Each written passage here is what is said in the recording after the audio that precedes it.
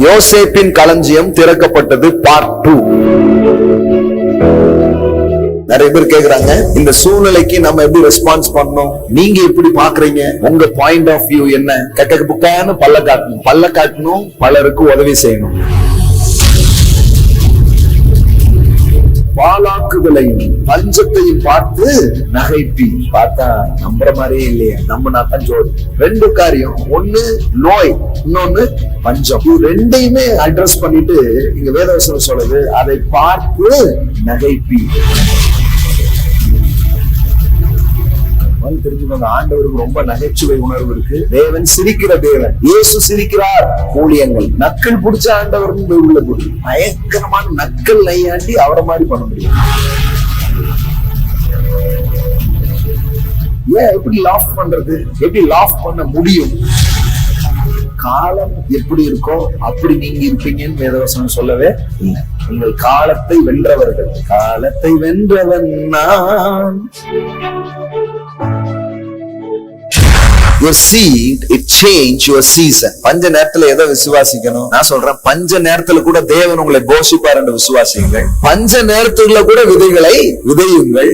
இன்றைக்குமே உங்களுடைய விதைகள் ஒரு அறுவடையாக மாறியே தீரும்.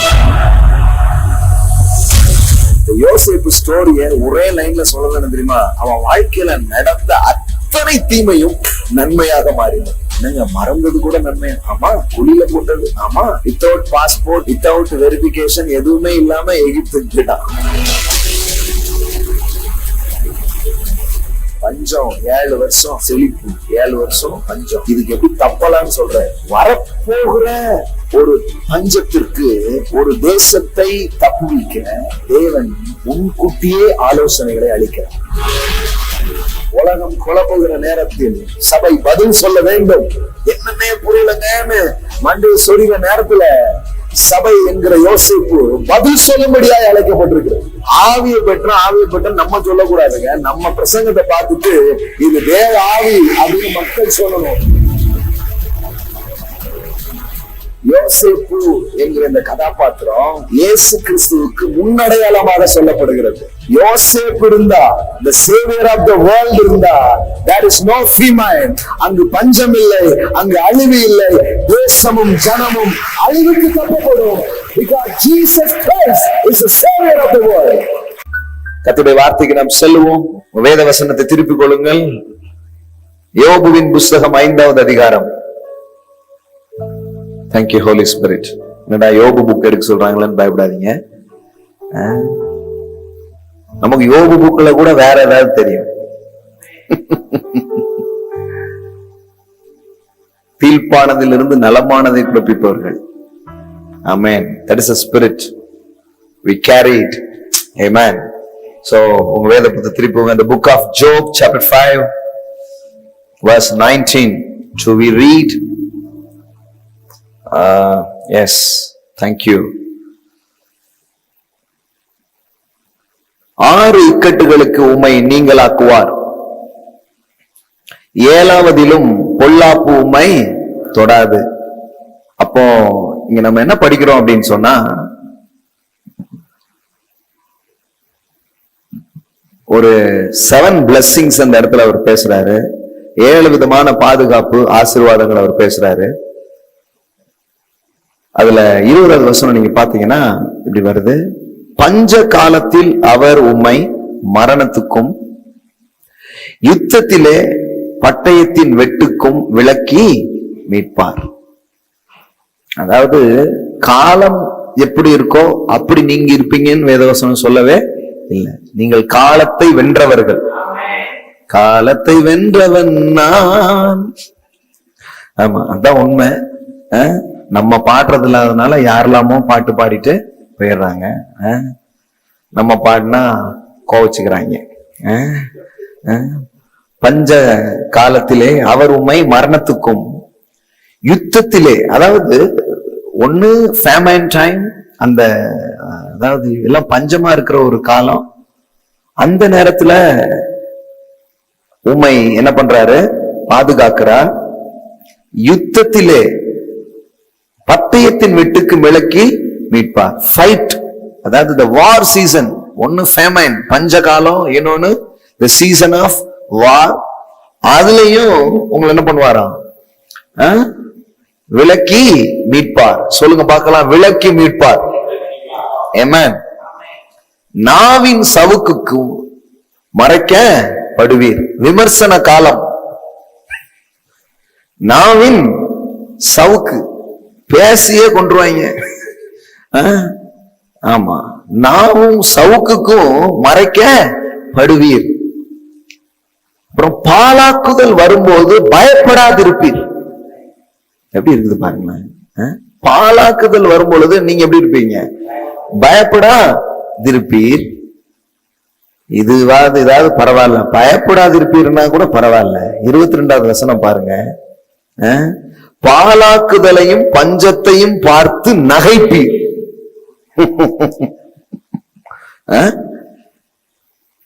எதுக்கு ஆண்டவர் நகைப்பை ஊட்டுனார் தெரியுமா? இதுதான் முதல் ஸ்கிரிப்சர். ஆனா வசனத்தை திறக்கிறதுக்கு முன்னாடியே அவர் ஊத்திட்டாரு பாருங்க. I feel joy today. Hallelujah. I'm refreshed. ஆண்டவர் உங்களுக்கு ஊழியம் நான் செய்யறதுக்கு முன்னாடி எனக்கு அவர் ஊழியம் செஞ்சிடுறாரு. என் ஊழியக்காரர்கள் எப்படி இருப்பாங்க? மகிழ்ச்சியா இருப்பாங்க. ஊழியக்காரர்னா எங்களை நினைச்சுக்காதீங்க, கடவுளுடைய பிள்ளைங்க, தேவனை சேவிக்கிறவர்கள். எங்க ஊழியக்காரர் ஐயா, உங்களுக்கு என்ன ஐயா அப்படின்றதாங்க. அதே மாதிரி ஊழியக்காரர் தான் கொஞ்சம் பேர் கஷ்டப்பட்டு இருக்காங்க. அவங்க ஏன் கஷ்டப்படுறாங்கன்னா, ஊழியம்னா கஷ்டம் உண்டுல பிரதர் அப்படிங்கிறது. நல்லா இருந்தா ஊழியக்காரன். ஒரு மக்கள் பாருங்களேன், எல்லாத்துக்கும் ஒரு ஆதரவு பிரசங்கத்தை வச்சிருக்காங்க. கஷ்டப்படணுமா நல்லா இருக்கணுமா? தெளிவான முடிவுக்கு வரணும் பாருங்க. நல்லா இருக்கணும், அதான் கடவுளுடைய விருப்பம். இங்க என்ன போட்டிருக்கு பாருங்க, பாலாக்குதலையும் பஞ்சத்தையும் பார்த்து நகைப்பீர். How to respond this situation? நிறைய பேர் கேக்குறாங்க, இந்த சூழ்நிலைக்கு நம்ம எப்படி ரெஸ்பான்ஸ் பண்ணணும், இந்த சூழ்நிலை நாம எப்படி பார்க்கணும். சில நண்பர்கள் போன் பண்ணி கேக்குறாங்க, நீங்க எப்படி பாக்குறீங்க, உங்க பாயிண்ட் ஆஃப் வியூ என்ன அப்படின்னு கேக்குறாங்க. என்னுடைய பாயிண்ட் ஆஃப் வியூ என்ன தெரியுமா? கக்க புக்கான்னு பல்ல காட்டணும். That is my point of view.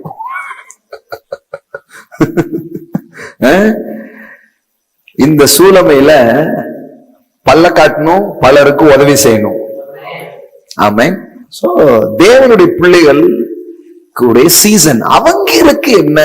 இந்த பைபிளை திறந்தாலே கிறிஸ்துக்குள் இருக்கிற நீங்க எப்படி இருப்பீங்க, அவர் விசுவாசிக்கிற நீங்க எப்படி இருப்பீங்க, அவருடைய மக்கள் எப்படி இருப்பாங்க, அவங்களுடைய நம்பிக்கை எப்படி இருக்கும், அவங்க வாழ்க்கை முறை எப்படி இருக்கும், அவங்களுடைய பிலீஃப் எப்படி இருக்கும், அவர்களுடைய தொழில் எப்படி இருக்கும், அவர்களுடைய குடும்பம் எப்படி இருக்கும், அவங்க சந்ததி எப்படி இருக்கும்னு வேறுபடுத்தி அது என்ன பண்ணப்படுகிறது, காட்டப்படுகிறது.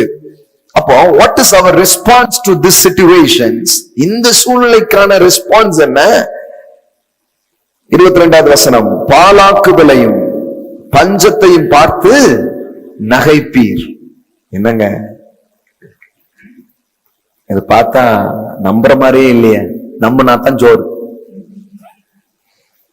பாலாக்குதலையும் பஞ்சத்தையும் பார்த்து என்ன பண்ணுவீர்?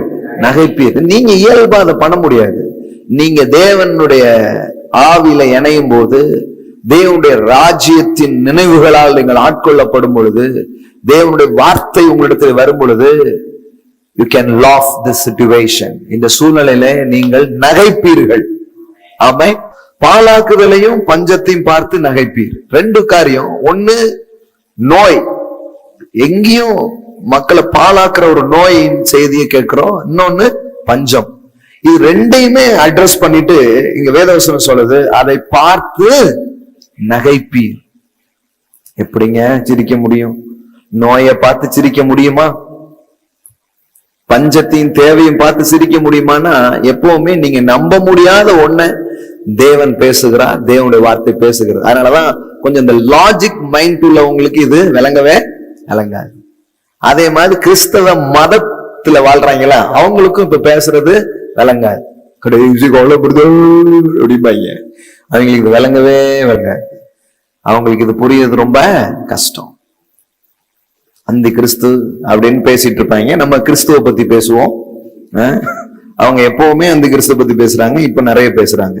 அப்ப பாலாக்குதலையும் பஞ்சத்தையும் பார்த்து நகைப்பீர். laugh, the laughing. how to respond? laugh. ஏன் ஏன் எப்படி லாஃப் பண்றது, எப்படி லாஃப் பண்ண முடியும்? உங்களுக்கு அதை நான் காமிக்கிறேன். இந்த பேசேஜை வாசித்துட்டு நான் உங்களுக்கு காமிக்கிறேன். வெளியின் கல்லுகளோடு உமக்கு உடன்படிக்கை இருக்கும், வெளியின் மிருகங்களும் உம்மோடு சமாதானமாய் இருக்கும். அதாவது பீஸ் இன் யுவர் என்வைரன்மெண்ட். உங்களுக்கு எதிராக எதுவும் இருக்காது, எல்லாம் உங்களுக்கு ஆதரவா இருக்கும் தேவன் சொல்றார். ஆமென். எல்லா மெட்டீரியல்ஸும் மிருக ஜீவன்களும் உங்களுக்கு ஆதரவாக இருக்கும். எப்படி போட்டிருக்கு பாருங்க, வெளியின் கல்லுகளோடும் உமக்கு உடன்படிக்கை இருக்கும், வெளியின் மிருகங்களும் உம்மோடு சமாதானமாய் இருக்கும். உம்முடைய கூடாரம் சமாதானத்தோடு இருக்க காண்பீர். உங்க வீடு எப்படி இருக்கும்படி பாப்பீங்க? உம்முடைய கூடாரம் சமாதானத்தோடு இருக்க காண்பீர். உம்முடைய வாசஸ்தலத்தை விசாரிக்கும் போது குறைவை காண மாட்டீர். உங்க வீட்டுல அரிசி இல்ல, எண்ணெய் இல்ல, பருப்பு இல்ல, அது இல்ல, இது இல்ல, இது உங்க வீட்டில் பேசப்பட மாட்டாது. Believe that. Speak God's word. உம்முடைய சந்தானம் பெருகி இருக்கீங்களா? சந்தானம், உம்முடைய சந்தானம் பெருகி உம்முடைய சந்ததியார் பூமியின் பூண்டுகளை போல் இருப்பார்கள் என்பதை அறிந்து கொள்வீர். சிலருக்கு இந்த டைம்ல சில பயங்கள். ஆனா கடவுளுடைய வார்த்தை சொல்லுது பாருங்க, 26, தானியம் ஏற்ற காலத்திலே அம்பாரத்தில் சேருகிறது போல முதிர் வயதிலே கல்லறையில் சேருவீர். நீங்க பாதியில போயிட மாட்டீங்க, கவலைப்படாதீங்க. கடவுளுடைய வார்த்தை சொல்லுது, நெற்கதிரு விளைஞ்சு வர்றதுக்கு முன்னாடி அறுத்துற மாட்டாங்க. அது நல்லா வளர்ந்து எல்லாம் இது பண்ணி அதுக்கப்புறம் தான் நாங்க இதையும் தாண்டி நம்புகிறோம். அதையும் தாண்டி அப்படின்னா என்னன்னா, போகவே மாட்டோம்.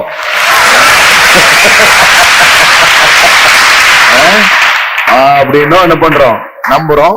அப்போ அது உங்களுக்கு அந்த அளவுக்கு வர முடியலன்னா நீங்க உட்கார்ந்துக்கோங்க. ஆனா இதையாவது நம்புங்க. அட்லீஸ்ட் தானியம் ஏற்ற காலத்தில் அம்பாரத்தில் சேருகிறது போல முதிர் வயதிலே கல்லறையில் சேருவீர். அதனால நல்ல வாழ்ந்து முடிச்சுட்டு தான் போவீங்க, கவலைப்படாதீங்க. இதோ நாங்கள் ஆராய்ந்து அறிந்தது இதுதான். பாருங்களேன், என்ன மாதிரி ஒரு ஆராய்ச்சி பண்ணிருக்கிறாங்க.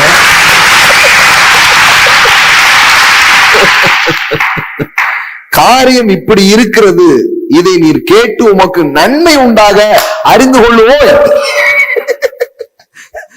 எவ்வளவு அழகா போட்டிருக்கு பாருங்க.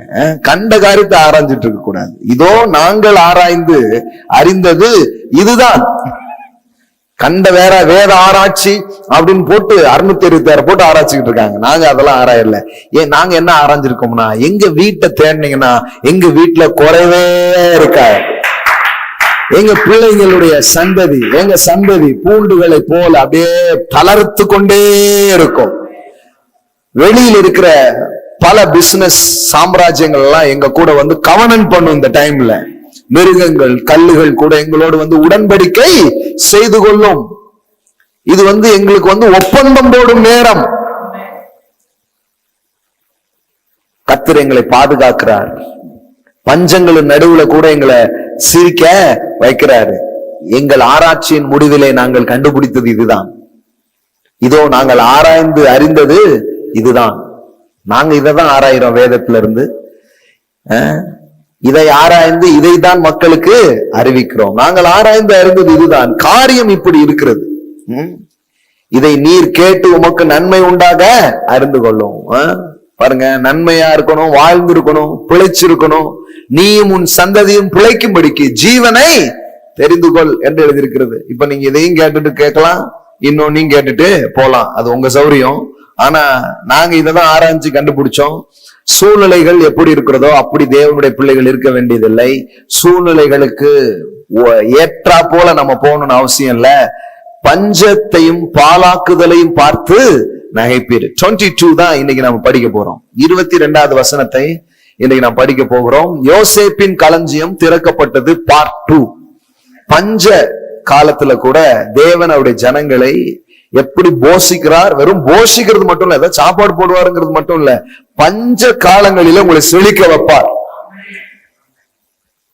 அதனாலதான் வசனம் 22 சொல்லுகிறது, பாழாக்குதலையும் பஞ்சத்தையும் பார்த்து நகைப்பீர். என்னங்க இப்படி சொல்றீங்களே, நகைப்பீருங்கிறீங்களே அப்படின்னா எப்படி நகைக்க முடியும் அப்படின்னா, சங்கீதம் 2:4 பாருங்க. பரலோகத்தில் வீற்றிருக்கிறவர் நகைப்பார், ஆண்டவர் அவர்களை இகழுவார். அதாவது இந்த சிச்சுவேஷன் நீங்க பாத்தீங்கன்னா,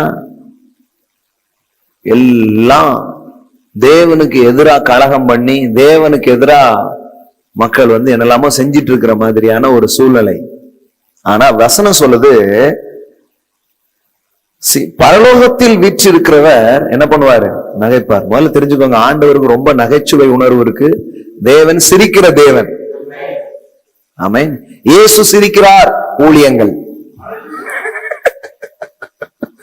இப்ப 2 நாளைக்கு முன்னாடி தான் ஒரு மெசேஜ் போட்டோம், இயேசு பணம் தருகிறார் ஊழியங்கள் அப்படின்ட்டு. வாங்க வாங்க அப்படிங்க நிறைய பேர். இங்க பாத்தீங்கன்னா தேவனுடைய தன்மை சிரிப்புங்கிறது நமக்கு வந்திருக்குன்னா அது எங்க இருந்து வந்திருக்கு? தேவனிடத்துல இருந்து தான் வந்திருக்குது.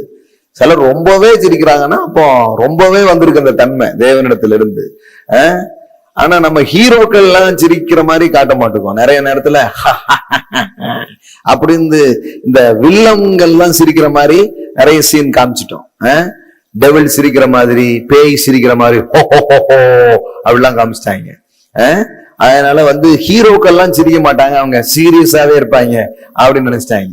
அதனாலதான் கொஞ்சம் கரெக்டா அந்த பிக்சரை மைண்ட்ல கொண்டு வரணும். வேதவசனம் சொல்லுது, சங்கீதம் 2:4, பரலோகத்தில் வீற்றிருக்கிறவர் நகைப்பார். முதல்ல உங்கள் தேவன் நகைக்கிற ஒரு தேவன். ஆமென். அவர் சிரிக்கிற ஒரு தேவனாக இருக்கிறார். அதுவும் நக்கல் பிடிச்ச ஆண்டவர்னு பைபிள்ல போட்டிருக்கு. நகைக்கிற ஆண்டவர் மட்டுமல்ல, பயங்கரமான நக்கல் நையாண்டி அவரை மாதிரி பண்ண முடியாது. அதெல்லாம் அப்படிதான் இருக்கு. ஆண்டவர் அவர்களை இகழுவார். ஷோ காமெடி பண்ணிட்டு இருக்காங்க அப்படிங்காரு. எதிரிகள் எதிரான காரியங்கள் என்னெல்லாமோ பண்ணது நினைக்குது.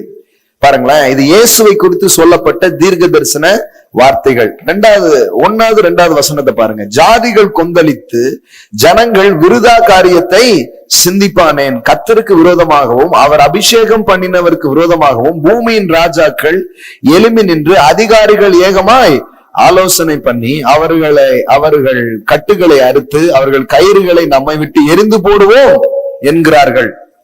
அந்த சூழமையில வேதவசனம் சொல்லுது, பரலோகத்தில் வீற்றிருக்கிறவர் நகைப்பார். ஆண்டவர் பார்த்துட்டே இருக்கிறாரு, அதை பார்த்து சிரிச்சுக்கிட்டே இருக்கிறாரு.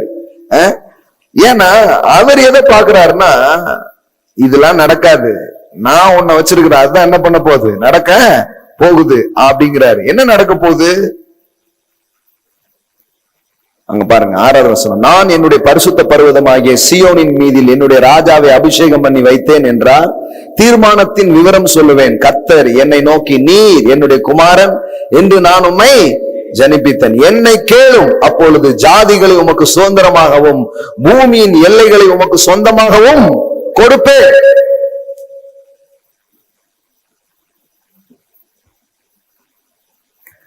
இந்த உலகத்துல தேவனுடைய கிறிஸ்துவுக்கும் தேவனுடைய மக்களுக்கும் எதிராக மனிதர்கள் எத்தனையோ பிளான்ஸ் போட்டுட்டே இருக்கிறாங்க. சில சொல்றாங்க, இது ஒருவேளை கிறிஸ்தவத்துக்கு எதிரான சதியா இருக்குமோ அப்படிங்காங்க.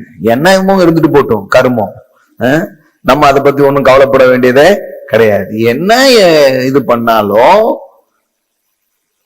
இங்க வசனம் சொல்லுது பாருங்க, என்னை கேளும், அப்பொழுது ஜாதிகளை உமக்கு சுதந்திரமாகவும் பூமியின் எல்லைகளை உமக்கு சொந்தமாகவும் கொடுப்பேன். இருப்பு கோலால் அவர்களை நொறுக்கி குயகலத்தை போல் அவர்களை உடைத்து போடுவீர் என்று சொன்னார். இப்போதும் ராஜாக்களை உணர்வடையுங்கள், பூமியின் நியாயாதிபதிகளே எச்சரிக்கையா இருங்கள், பயத்துடனே கர்த்தரை சேவியுங்கள், நடுக்கத்துடனே கலிகூறுங்கள். பாருங்க, என்னுடைய குமாரனுக்கு எதிரா என்னுடைய ஜனங்களுக்கு எதிரா எதுவுமே கிடையாது. அப்படி யாராவது கர்த்தருடைய பிள்ளைகளுக்கு எதிராக ஏதாவது பண்ணிக்கிட்டு செஞ்சுக்கிட்டு இருந்தாங்கன்னா ஆண்டவர் அதை பார்த்து இன்னும் நகத்தை கடிச்சு துப்பிட்டு இருக்க மாட்டாரு. சிங்காசனத்தில் வீற்றிருக்கிறவர் என்ன பண்றாரு? நகைக்கிறார். சொல்றேன் பாருங்க, குமாரன் கோபம் கொள்ளாமலும் நீங்கள் வழியிலே அழியாமலும் இருக்கும்படிக்கு அவரை முத்தம் செய்யுங்கள். கொஞ்ச காலத்தில் அவருடைய கோபம் பற்றி எறியும். அவரை அண்டி கொள்ளுகிற யாவரும் பாக்கியவான்கள். நல்லா தெரிஞ்சுக்கோங்க, இதுல நிறைய விஷயம் இருக்கு. முதல் காரியம், அவரை அண்டி கொள்ளுகிற யாவரும் பாக்கியவான்கள். ஆமே, நீங்க யாரு? அவரை அண்டி கொள்கிறவர்களா? நான் சொல்றேன், நீங்கள் பாக்கியவான்கள். ஆமே, சிங்காசனத்தில் வீற்றிருக்கிறவர் நகைக்கிறார். சோ பரலோகம் ஒன்னும் இப்ப நகங்கடிச்சுக்கிட்டு உட்கார்ந்துட்டு இல்ல. ஆண்டவர் ஒண்ணும் இப்ப தலையை சொரிஞ்சுக்கிட்டு இல்ல.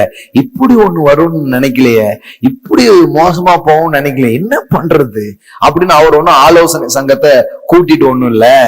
அவர் வீற்றிருந்து நகைக்கிறார். பரலோகம் இந்த காட்சியை கைவிடப்பட்ட ஒரு சூழ்நிலையை போல, கையாள முடியாத ஒரு சூழ்நிலை போல அது பார்க்காமல் என்ன நடக்குதுங்கிறத ரொம்ப அழகா பார்த்து பரலோகம் சிரிக்கிறது என்று நான் உங்களுக்கு சொல்லுகிறேன். ஆமே, இத நீங்க பாப்பீங்கன்னா, நீங்க இதை புரிஞ்சுப்பீங்கன்னா, இப்ப யோபுல சொல்லியிருக்கிற வசனம் உங்க வாழ்க்கையில நிறைவேறும். அது என்ன? பாழாக்குதலையும் பஞ்சத்தையும் பார்த்து நகைப்பீர். நான் சொல்றேன், அஞ்ச வேண்டாம். இது ஆனந்திக்கும் காலம், இது மகிழுகிற ஒரு காலம், களி கூறுகிற ஒரு காலமாக இருக்கிறது. ஓகே, இந்த வசனத்தின் அடிப்படையில நம்ம பார்க்கும்போது, கடந்த வாரம் நாம பார்த்தோம், யோசேப்பு எப்படி களஞ்சியங்கள் எல்லாம் திறந்து பஞ்ச நேரத்திலே பெரிய விநியோகத்தை என்ன பண்றான், செய்தான். பாருங்க, ஆதியாகமத்துக்கு திருப்பிக்கோங்க. இந்த நாட்கள்லயும் நிறைய காரியங்கள் நாம் கற்றுக்கொள்ள போகிறோம். வேத வசனத்தின் அடிப்படையில படிக்க போறோம். அது எப்படிங்க? பஞ்ச நேரத்துல செழிப்பு உண்டா? பஞ்ச நேரத்துல போஷிப்பு உண்டா? ஒருத்தர் போட்டிருக்கார், இந்த டைம்ல காணிக்கையை கேட்காதீர்கள் மக்களிடத்திலே, பாவம் கஷ்டப்படுகிறார்கள். முதல்ல அவங்களை அந்த மாதிரி நிலைமையில வச்சதே நீங்க தானே பாஸ். 2 வாரத்துக்கு கூட தாக்கு பிடிக்க முடியாத அளவுக்கு விசுவாசிகளை வைத்தது யாரு? அதை பத்தி அன்றாட அப்பம்னு சொல்லிட்டீங்க, தப்புன்னு மூடிட்டாங்க, ஒண்ணும் பண்ண முடிய மாட்டேங்குது. உடனே இவங்க ஸ்டேட்டஸ் எல்லாம் போட்டுட்டு இருக்காங்க, தயவு செய்து இந்த நேரத்திலே யாரும் தசமமாக அனுப்ப சொல்லியோ காணிக்கைகளையோ மக்களிடத்திலே கேட்காது.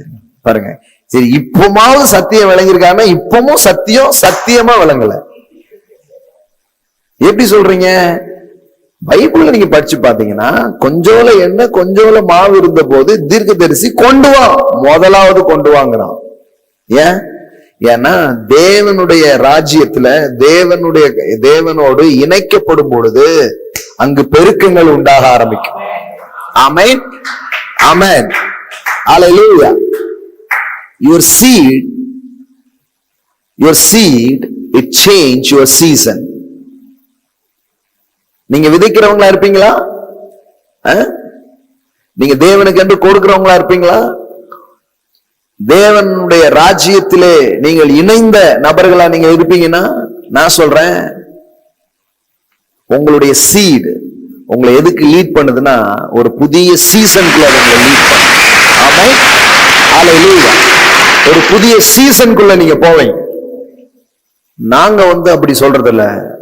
அது நீங்க மனிதாபிமானம், சமூக கண்ணம் அப்படி பாக்குறீங்க. நீங்க அப்படி பார்த்தா இயேசு ஒரு சிறுவன் கையில இருக்கிற அப்பத்தை மீனையும் எதுக்கு வாங்கினாரு? பாவம், சின்ன பையன் வச்சிருந்த ஸ்நாக்ஸ் பிடிக்கிட்டாரு. இப்பெல்லாம் ஏசுநாதர் பண்ணலாமா ஐயா? தேவன் கேட்பது மக்களை மொட்டை அடிக்கிறது கிடையாது. நீங்க அப்படி நினைக்கிறதுனாலதான் இந்த நேரத்துல கொடுக்கணும்னு நினைக்கிறீங்க. அப்படி கிடையாது. மக்களை கொண்டு வர சொல்வது மக்களிடத்தில் இருக்கிறதை பெருக செய்கிறதற்கான வழியாக அது இருக்கிறது. ஆமே, நான் சொல்றேன், எந்த நேரத்தை விட இந்த நேரத்துல அதிகமான விதைகளை விதைக்கும்படி உங்களை உற்சாகப்படுத்துகிறேன். அதிகமான விதத்தில தேவனுக்கு நீங்கள் கொடுக்கும்படியாக நான் உங்களை என்கரேஜ் பண்றேன். It's a time to sow the seed. ஹல்லேலூயா. நீங்கள் இந்த நேரத்தில் விதைகளை விதைக்கலாம். ஹல்லேலூயா. ஜிபே மூலமா விதைக்கலாம், கூகுள் பேல விதைக்கலாம், அக்கௌண்ட்ல விதைக்கலாம், எல்லாம் விதைக்கலாம். ஆமா, ஏற்கனவே நாங்க அந்த பழக்கத்தெல்லாம் இருக்கிறோம்னா, நான் சொல்றேன், அப்ப இந்த சீசன் பெரிய ஹார்வெஸ்டா உங்களுக்கு இருக்கும், மிகப்பெரிய அறுவடையா உங்களுக்கு இருக்கும், மிகப்பெரிய அறுவடை நேரமா உங்களுக்கு இருக்கும். ஆமென், ஹல்லேலூயா. அதனால வசனமும் தெரியாம எதையோ பேசிட்டு இருக்க கூடாது பாருங்க. காணிக்க கொடுக்காதீங்கன்னு சொல்ல. இன்னும் சில பேர் இப்பொழுது ஆன்லைன்ல கொடுங்கள் கொடுங்கள் என்று சொல்லுகிறார்கள். அப்புறம் நேரில் கொடுக்க முடியாது இல்லையா? நாங்க ஆன்லைன் கிவிங் வச்ச புதுசுல நிறைய பேர் விமர்சனம் பண்ணாங்க. இப்ப பாருங்க எவ்வளவு வசதியா இருக்கு. ஏற்கனவே ஜனங்களுக்கு அது பழகி இருக்கு, அதனால ஈஸியா கொடுக்குறாங்க. சிலர் சொல்லுகிறார்கள், இந்த 21 நாளுக்கு அப்புறம் ஜனங்க வீடுகள்லயே ஆராதிச்சு ஆராதிச்சு நம்ம சபைக்கு வருவது ரொம்ப கஷ்டம் ஐயா. பிசினஸ் மூடிட வேண்டியதான்.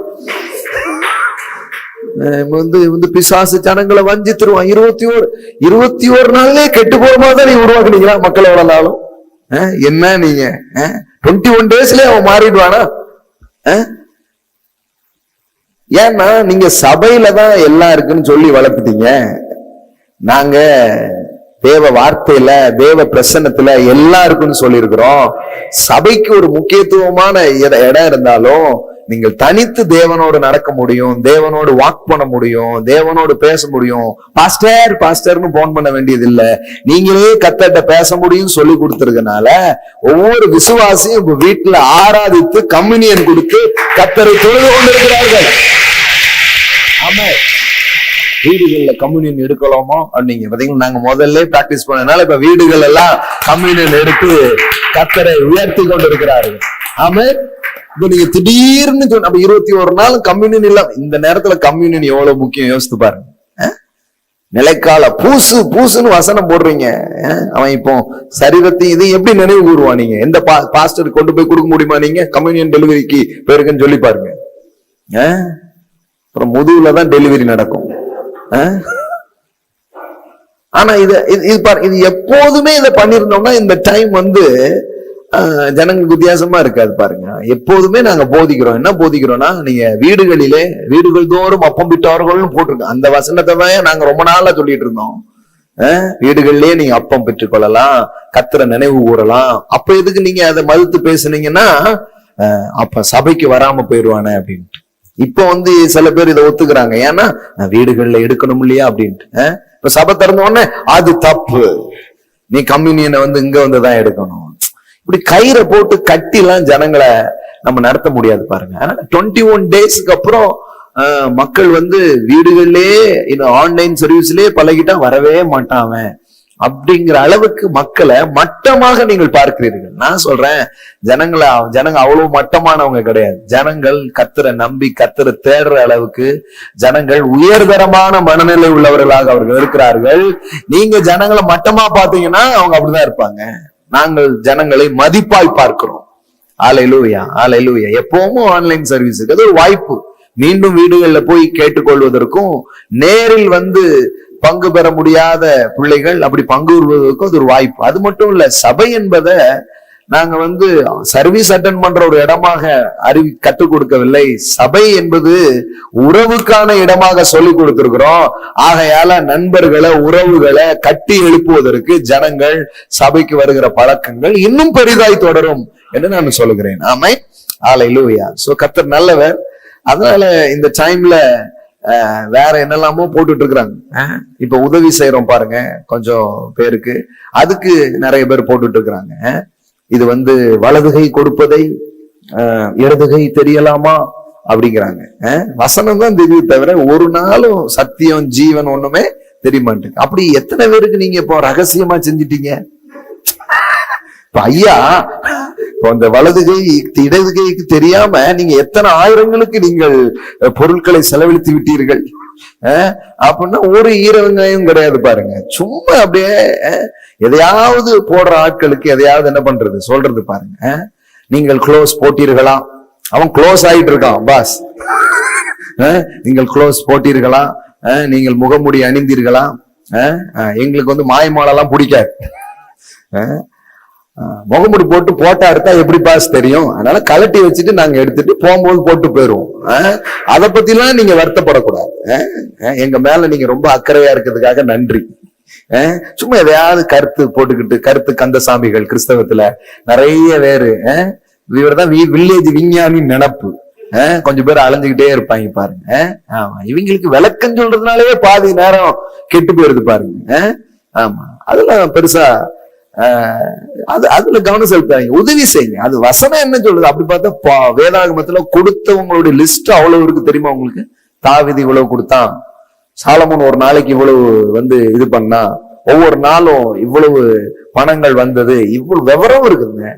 காணிக்கை பற்றி அவ்வளவு விவரங்கள் கொடுக்கப்பட்டது அவ்வளவு இருக்கு. இயேசுவுக்கு கொடுத்தவங்க எழுதி இருக்குது, இயேசு உடைச்சு ஊத்துனது எழுதி இருக்குது, இயேசு எத்தனையோ பேருக்கு சாப்பாடு போட்டதெல்லாம் ஏன் அப்ப பதிவு பண்ணிருக்காங்க? 5000 பேருக்கு சாப்பாடு போட்டார், போடலாமா பைபிள்ல? இவ்வளவு பேரை போஷிச்சார், இத்தனை பேருக்கு உதவி செய்தார்னு போடலாமா?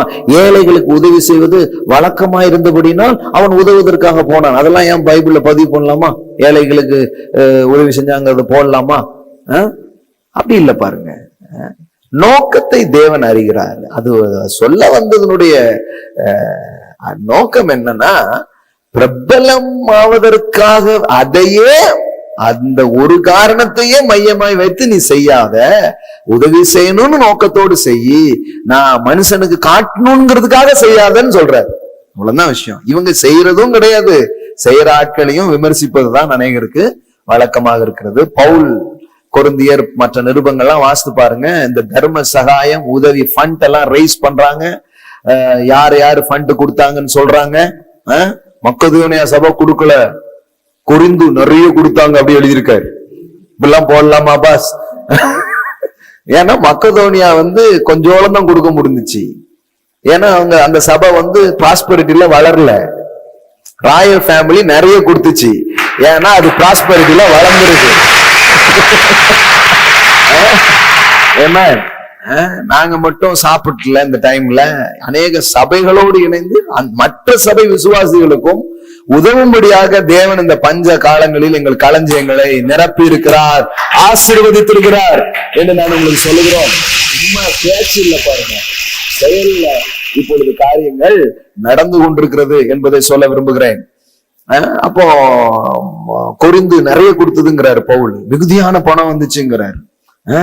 நாங்க அதையும் போடுறோம், இவர் இவ்வளவு கொடுத்தார், இவ்வளவு தந்தார், கர்த்தருக்கே மகிமை உண்டாகட்டும் அப்படின்னு சொல்றோம். ஒரு கொஞ்ச நேரம் இருக்குது, வேகமா சில காரியத்தை நான் உங்களுக்கு சொல்ல விரும்புகிறேன். ஆதியாகமம் திருப்பிக்கோங்க. இந்த சூழ்நிலையில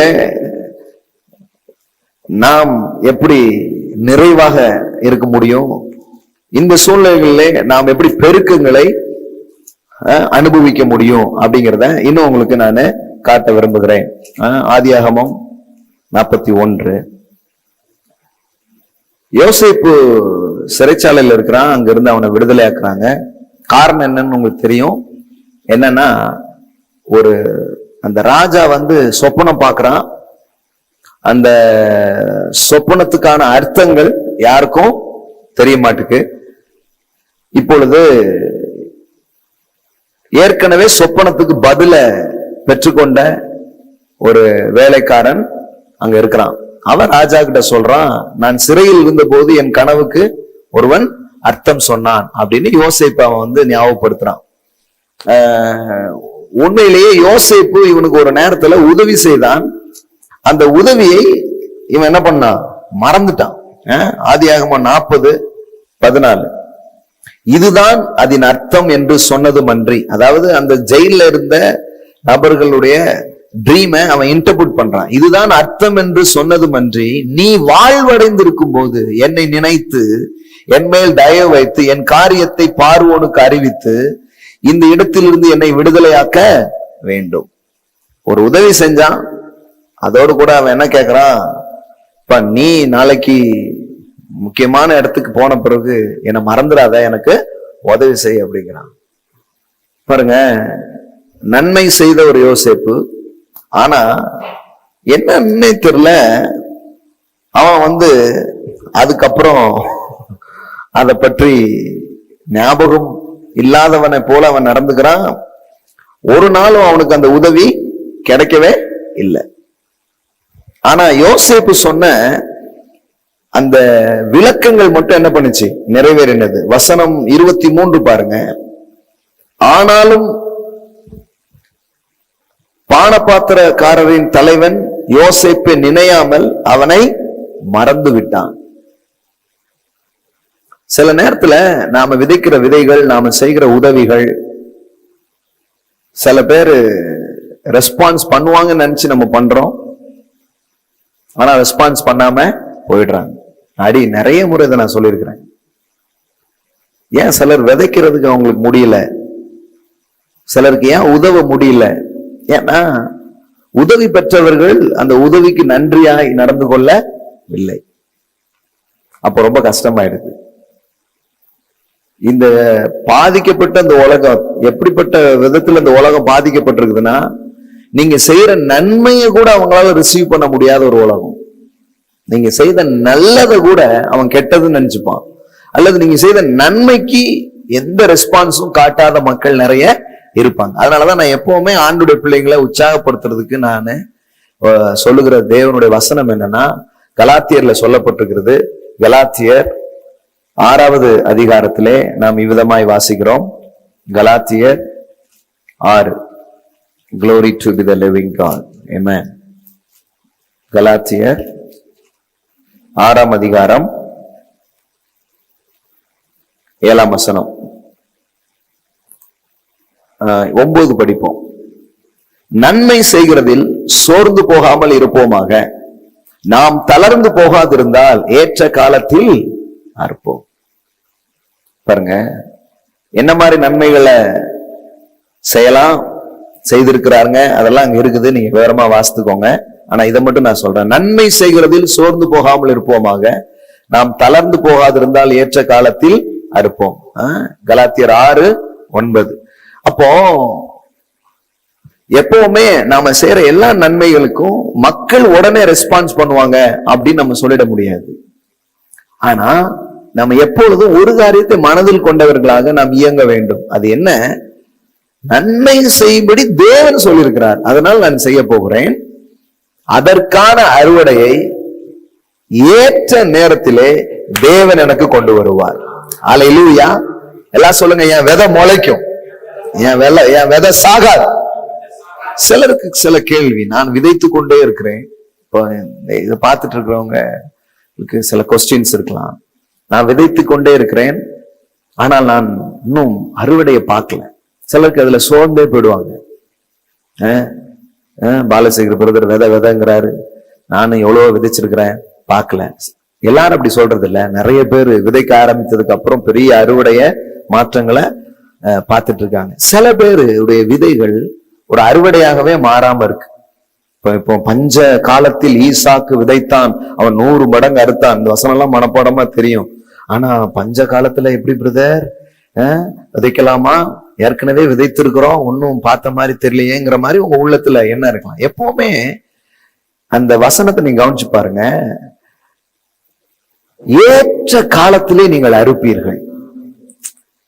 இப்ப நீங்க கேட்கலாம், என்னங்க ஏற்ற காலத்துல அறுப்பீங்கன்னு போட்டிருக்க? அப்பனா எப்பவுமே ஒண்ணு தெரிஞ்சுக்கணும், விதைப்பும் அறுப்பும் இந்த பூமி உள்ளளவு ஒளிந்து போகாது. பஞ்ச நேரத்துல என்ன பண்ணணும்? பஞ்ச நேரத்துல எதை விசுவாசிக்கணும்? நான் சொல்றேன், பஞ்ச நேரத்துல கூட தேவன் உங்களை போஷிப்பார் என்று விசுவாசியுங்கள். பஞ்ச நேரத்துல கூட விதைகளை விதையுங்கள். ஏன் அப்படின்னா, இன்றைக்குமே உங்களுடைய விதைகள் ஒரு அறுவடையாக மாறியே தீரும்.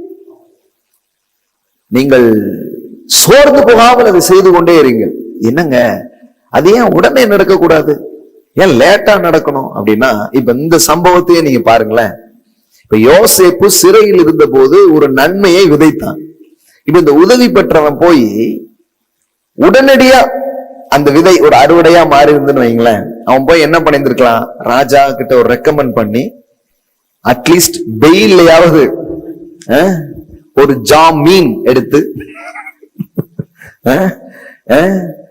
கடல்லையே கிடைக்கலையா, எப்படியாவது ஒரு ஜாமீனை வாங்கி என்ன பண்ணிருப்பாங்க, யோசேப்ப ஜெயில இருந்து வெளியே கொண்டு வந்திருக்கிற ஒரு காரியம் நடந்திருக்கும். இவ்வளவுதான். இப்ப ஏன்னா அவன் எதிர்பார்த்தது அதுதான். யோசேப்பு என்ன எதிர்பார்த்தான், எப்பா நீ நல்லா இருக்கும்போது அட்லீஸ்ட் யார்ட்டையாவது சொல்லி ஆபீசர் யாரையாவது பார்த்து என்ன பண்ணிரு, வெளியில கொண்டு வந்துரு.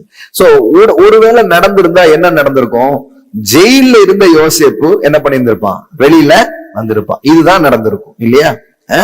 ஆனா இப்ப அது நடக்கல, கொஞ்சம் வருஷம் ஆயிடுச்சு. கொஞ்சம் வருஷம் ஆயிடுச்சு. இவன் அத என்ன பண்ணவே இல்லை, நினைக்கவே இல்லை. எத்தனை வருஷம் ஆயிடுச்சு? 41:1 பாருங்க. 2 வருஷம் சென்ற பின்பு. என்னங்க, ஒரு விதைய போட்டிருக்கோம், 2 வருஷமா? ஆமா. சிலது ஒரு வாரத்துல கூட நடக்கும். சிலது காலையில போட்டது சாயங்காலம் வர்றதெல்லாம் கூட இருக்குது. ஒரு மாசத்துல பார்க்கக்கூடிய அறுவடைகள் இருக்கிறது. ஒரு 2 வாரத்துல பார்க்கலாம், 6 மாதத்துல பார்க்கலாம். இப்படி இப்போ பாருங்களேன், தாவரம் செடி வகைகள் இதுல பாருங்க பல விதம், பல இதுல இருக்குது. ஆனா இந்த விதை 2 வருஷம் ஆகிவிட்டது, 2 வருடம் சென்ற பின்பு. இப்ப பாருங்களேன், 2 years பேக். எல்லா விதையும் உடனே முளைச்சிடுறது இல்ல பாருங்க.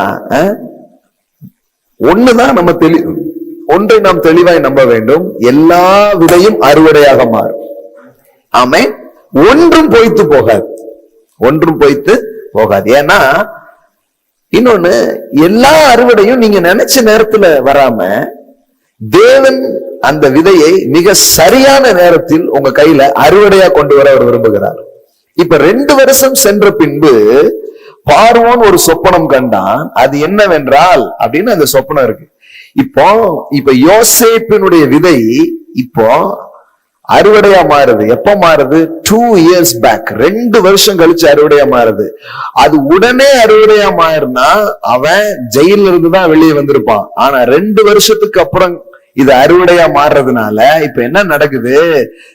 சிறையில் இருந்தவன் சிங்காசனம் செல்கிறான், prison to palace.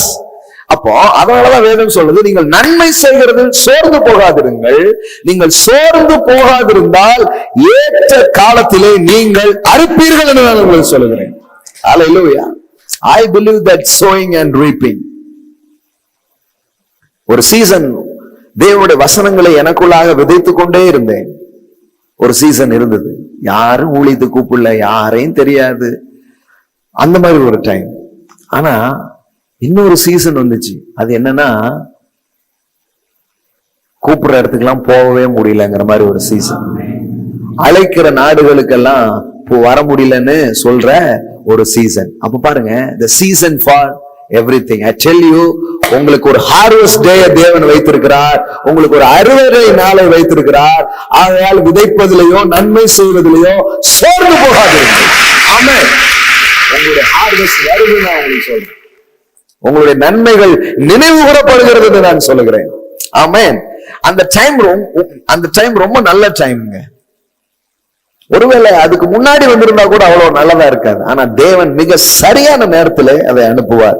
இப்போ இவன் பாருங்களேன், இந்த 2 வருஷத்துக்கு அப்புறம் 2 வருடம் சென்ற பின்பு ராஜா இப்ப என்ன பண்றான்?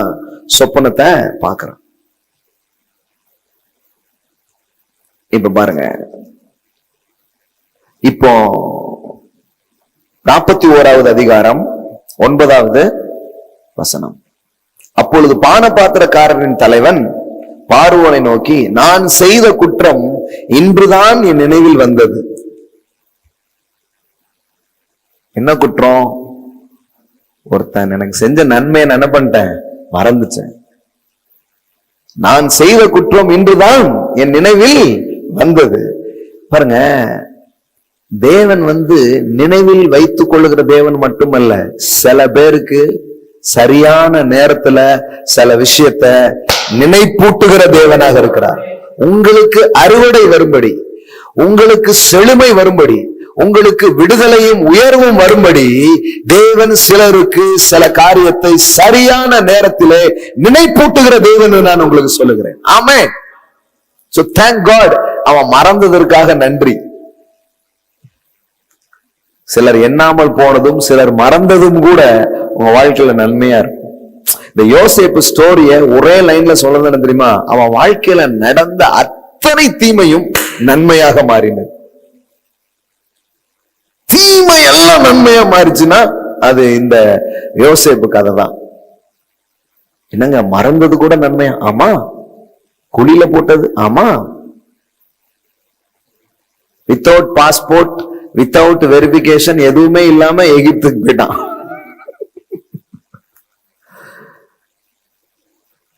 எல்லாமே நன்மையாக முடியுமா? முடியும், ஆயிடுச்சு. மறந்தது கூட என்னதான் மாறிடுச்சு? நன்மையா மாறிடுச்சு. இப்ப அவன் சொல்றான் பாருங்க, 10வது வசனம். பார்வோன் தம்முடைய ஊழியக்காரர் மேல் கடும் கோபம் கொண்டு என்னையும் சுயம்பாவிகளின் தலைவனையும் தலையாரிகளின் அதிபதியாகிய வீடாகிய சிறைச்சாலையில் வைத்திருந்த காலத்தில் நானும் அவனும் ஒரே ராத்திரியில் வெவ்வேறு பொருள் கொண்ட சொப்பனத்தை கண்டோம். அப்பொழுது தலையாரிகளின் அதிபதிகளுக்கு வேலைக்காரனாகிய எபிரேய பிள்ளையாண்டன் ஒருவன் அங்கே எங்களோடு இருந்தான். அவனிடத்தில் அவைகளை சொன்னோம். அவன் நாங்கள் கண்ட சொப்பனங்களுக்கு வெவ்வேறு அர்த்தத்தின்படியே எங்கள் சொப்பனத்தின் பயனை சொன்னான். அவன் எங்களுக்கு சொல்லிய அர்த்தத்தின்படியே நடந்தது. என்னை திரும்ப என் நிலையில் நிறுத்தி அவனை தூக்கு போடுவித்தார் என்றான். அப்பொழுது பார்வோன் யோசேப்பை அழைப்பித்தான். பாருங்க, எல்லாம் சொல்லுங்க, பார்வோன் யோசேப்பை அழைப்பித்தான். ஆமென். நல்ல கையை தட்டுங்க. ஹல்லேலூயா. நீங்கள் செய்தது நினைவு கூறப்பட்டு, நீங்கள் செய்த காரியங்கள் எண்ணப்பட்டு, ஹல்லேலூயா, அதெல்லாம் அந்தரங்கமானதெல்லாம் வெளியரங்கமாகிற ஒரு சீசன் நான் உங்களுக்கு சொல்லுகிறேன். ஆமென். பார்வோன் யோசேப்பை அழைப்பித்தான். அவனை தீவிரமாய் காவல் கிடங்கில் இருந்து கொண்டு வந்தார்கள். அவன் சவரம் பண்ணி கொண்டு வேறு வஸ்திரம் தரித்து பார்வோனிடத்தில் வந்தான். ஆமென். ஆள் ரேமன் கோட்டு தான் வேற மாதிரி ஆயிடுச்சு. ஆள் இப்ப வேற மாதிரி வர்றார். பார்வோன் யோசேப்பை நோக்கி, ஒரு சொப்பனம் கண்டேன், அதன் அர்த்தத்தை சொல்ல ஒருவனும் இல்லை. நீ ஒரு சொப்பனத்தை கேட்டால் அர்த்தத்தை சொல்லுவாய் என்று உன்னை குறித்து நான் கேள்விப்பட்டேன் என்றான். உங்களை எப்போ வெளியே கொண்டு வரணுமோ அந்த நேரத்துல கரெக்டா உங்களை வெளியே கொண்டு வருவார். ஹல்லேலூயா, ஹல்லேலூயா, ஹல்லேலூயா. அந்தரங்கத்தில் இருக்கிறேனே, மறைமுகமாக இருக்கிறேனே, எத்தனையோ காரியங்கள் இருக்கிறதேன்னு இல்ல, உங்களை கரெக்டான சீசனுக்காக தேவன் உங்களை ரெடி பண்ணி வச்சிருக்கிறார். சரியான காலகட்டத்துக்காக அவர் உங்களை தெரிந்து கொண்டிருக்கிறார். மிக சரியான காலகட்டத்திலே சரியான அந்த வேலையில நீங்கள் வெளியே வருவீர்கள் என்று நான் உங்களுக்கு சொல்லுகிறேன். ஆமென். ஹல்லேலூயா. நீ அர்த்தத்தை சொல்லுவேன்னு கேள்விப்பட்டனப்பான்னு இப்ப ராஜா சொல்றான். இப்ப கவனிங்க, இது ரொம்ப முக்கியமான ஒரு வசனம். இந்த டைம்ல நம்ம என்ன பிரசங்கம் பண்ணணும், இல்ல எல்லா காலகட்டத்திலையும் தேவனுடைய செய்தி எப்படிப்பட்டது அப்படிங்கிறத இப்போ விளங்கிக்கலாம். பாருங்க, 16வது வசனம். அப்பொழுது யோசேப்பு பார்வோனுக்கு பிரதியுத்தரமாக, நான் அல்ல, தேவனே பார்வோனுக்கு மங்களமான உத்தரவு அருளி செய்வார் என்றான். ஆமென். நான் சொல்லட்டுமா, தேவனிடத்திலிருந்து எப்பொழுதும் மங்களமான உத்தரவு வருகிறது. ஹல்லேலூயா. மங்களகரமான உத்தரவு வருகிறது. ஹல்லேலூயா. ஆமென். மங்களமான தேவன். ஹல்லேலூயா. சில பேர்லாம் வச்சிருக்காங்க, மங்களம், மங்களம் உண்டாகட்டும், மங்களம் செழிக்க, பாட்டெல்லாம் பாடுறோம் பாருங்க. நான் சொல்றேன், இந்த நேரத்துல தேவன் அழிவை கொண்டு வருகிறார், நாசத்தை கொண்டு வருகிறார், காலை உடைக்கிறார், கொக்கி போட்டு தூக்குகிறார். இதெல்லாம் கர்த்தர்கிட்ட இருந்து வரது இல்லைங்க. கர்த்தர் இப்படிப்பட்டவர் தெரியுமா? கர்த்தர் பேசுறது நீங்க கேட்பீங்கன்னா, தேவனே பார்வோனுக்கு மங்களமான உத்தரவு அருளி செய்வார். நான் சொல்றேன், மங்களமான உத்தரவு தேவனிடத்திலிருந்து வருகிறது. தேவன் பேசுவதிலிருந்துதான் மங்களமான காரியங்கள் வருகிறது. தேவன் பேசினால் அங்கு மங்களம் தான். அமங்கலத்தை எல்லாம் மங்களமாக மாற்றுகிற தேவன். அமங்கல சத்தத்தை கேட்டுட்டு இருப்பீங்கன்னா, நான் சொல்றேன், தேவன் உங்களுக்கு மங்களமான உத்தரவை இந்த தேசத்துக்கு அருளுவார். ஒரு மங்கள வாத்தியம், ஒரு மங்கள சத்தம். தேசம் அதை கேட்கும், இந்த பட்டணம் அதை கேட்கும். ஒரு மங்களமான உத்தரவு உங்களுக்கு வரும் என்று நான் உங்களுக்கு சொல்லுகிறேன். ஆமென். நான் நம்புறேன். சில காரியங்களை நான் உணர்கிறேன், தெளிவாய் உணர்கிறேன். நல்ல செய்தி ஒன்று வரப்போகிறது, குட் நியூஸ் ஒன்று வரப்போகிறது, மங்களகரமான உத்தரவு உங்களுக்கு வரப்போகிறது நான் சொல்லுகிறேன். ஆமென். சோ பார்வோன் யோசேப்பை நோக்கி, என் சொப்பனத்திலே நான் ஒரு நதி ஓரத்தில் நின்று கொண்டிருந்தேன்னு சொல்லிட்டு கனவு என்ன பண்றாரு, அப்படியே விவரிக்கிறாரு. விவரித்த உடனே அந்த கனவுகளுக்கு யோசேப்பு அர்த்தத்தை சொல்லுகிறான். நீங்க விவரமா இத வீட்டுல போய் வாசிங்க. வீடுகள் அமர்ந்துதானே இருக்கிறீங்க. இந்த டைம்ல பைபிள் படிக்கிறீங்களா எப்படி? ஆமா, இது ஒரு நல்ல கடவுள் கொடுத்திருக்கிற அற்புதமான ஒரு நேரம் பாருங்க. பைபிள்ல அப்படி ஒவ்வொரு புக்கா படிச்சிடலாம். நீங்க படிச்சு முடிங்க, ஆண்டவர் அதுக்குள்ள எல்லாம் ஓபன் பண்ணி விட்டுருவாரு. எத்தனை பேர் கேட்டீங்க பைபிள் படிக்க நேரம் தான் நேரம் கொடுத்துருக்குறேன், நல்லா உட்காந்து படிங்க. இப்ப கூட படிக்கலன்னா எப்படி? இது கேட்டீங்களா? அப்படிதான் இந்த ஷார்ட் மெசேஜ் கேட்பேன், ஃபுல் மெசேஜ் கேட்க எனக்கு டைம் இல்லைன்னு. இப்ப ஃபுல் மெசேஜா கேளுங்க. ஆண்டவர் வந்து ஒரு நல்ல சீசன் உங்களுக்கு கொடுத்திருக்காரு. அப்படி மாத்திக்க வேண்டியதானே? வேதாகமத்தை குறித்த வெளிச்சம் இல்லாம தெளிவில்லாம இருக்காம உட்கார்ந்து நீங்க நிறைய வேதத்தை படிக்கிறதுக்கு இந்த நேரத்தை என்ன பண்ணுங்க, யூஸ் பண்ணுங்க. ஆதியாகமோ யாத்திராகமோ என்னாகுமோ ஏதாகுமோன்ட்டுலாம் இவ்வளவு நாள் படிச்சிருந்ததுக்கு பதிலா இனிமே வந்து தெளிவா என்ன பண்ணுங்க, வேதாகமத்தை தெரிந்து கொள்ளலாம். ஓகேவா? சோ படிங்க, இது அற்புதமா இருக்கும் இந்த யோசேப் ஸ்டோரி. சரியா? ரெகுலரா வேதத்தை வாசிக்க ஆரம்பிங்க, சேமிங்க. உங்கள் களஞ்சியங்களில் வார்த்தைகள் சேமிக்கப்படுவதற்கான ஒரு அற்புதமான நேரம். ஏன்னா சேமிச்சா திறக்க வேண்டிய நேரம் திறக்கலாம். ஆமென். சேமிப்பது ஒரு தெய்வீக ஞானம். சேமிப்பது என்றால் என்ன? விதைத்து வைப்பது, உள்ளே எடுத்து வைப்பது, சேகரித்து வைப்பது என்பது ஒரு ஞானம். நீங்க ஏற்கனவே வசனத்தையும் வார்த்தையும் சேர்த்து வச்சிருந்தவங்களுக்கு இந்த சீசன் கூட உங்களுக்கு எப்படிதான் இருக்கு? தைரியமா இருக்கு, நல்லா இருக்கும் பிரதர், அருமையா இருக்கும் பிரதர் இருக்காங்க. ஆனா உள்ள சேர்க்காத ஆட்களுக்கு எப்படி இருக்கு? கை கால்லாம் இப்ப என்ன ஆகுது? உதறுது. அப்படின்னா என்ன அர்த்தம்?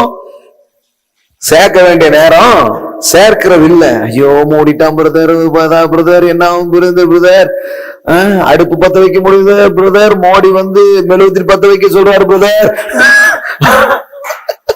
அப்படின்னு மக்கள் என்ன பண்றாங்க? உட்கார்ந்து புலம்பிட்டு இருக்கிறாங்க. ஏன்னா சேர்க்கிற வேண்டிய நேரம் நீங்க சேர்த்து வச்சிருந்தீங்கன்னா இந்த நேரம் களஞ்சியம் திறக்கிற ஒரு நேரமாக இருக்கும், எடுக்கிறத எடுத்து பயன்படுத்துகிற நேரமா இருக்கும், எடுத்து அப்படியே யூஸ் பண்ண முடியும்.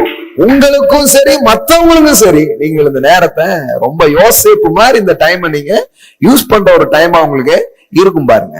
அதனால இப்ப இனிமையாவது விட்டுறாதீங்க.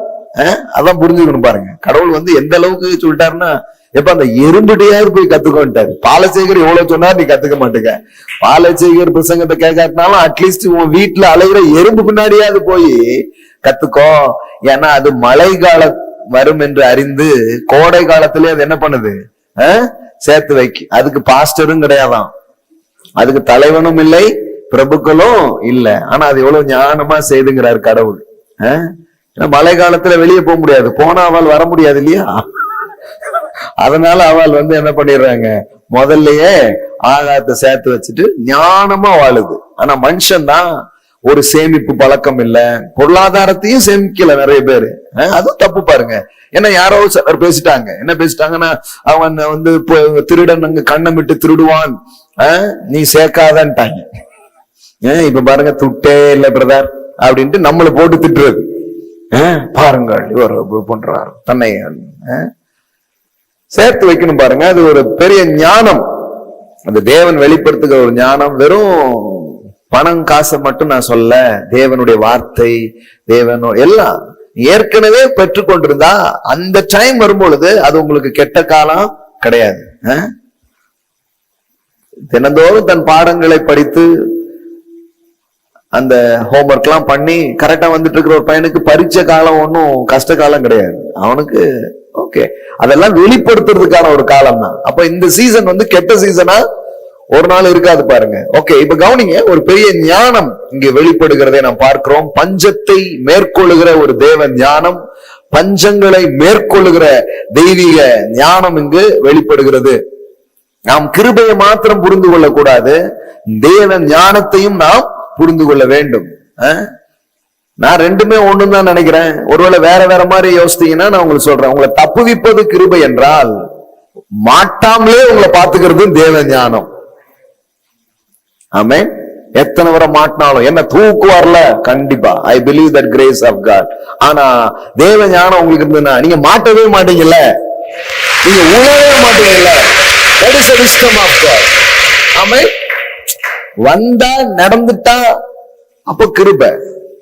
ஆனா ஞானம் உங்களுக்கு இருக்கும்னா நீங்க வந்து எங்க போக வேண்டியது இல்ல, விழ வேண்டியதே இல்ல. பாருங்க, இங்க அந்த மாதிரி ஞானம் தான் நடக்குது. ஒரு தேசத்தை காப்பாற்றும்படியாக கடவுள் பாருங்க, வரப்போகிற அழிவுக்கு ஒரு தேசம் தப்புவிக்கப்பட வேண்டும் என்பதிலே தேவனுடைய உள்ளம் எவ்வளவு தீவிரமா இருக்கிறது என்பதை இந்த வசன பகுதிகளில் என்னால் பார்க்க முடிகிறது.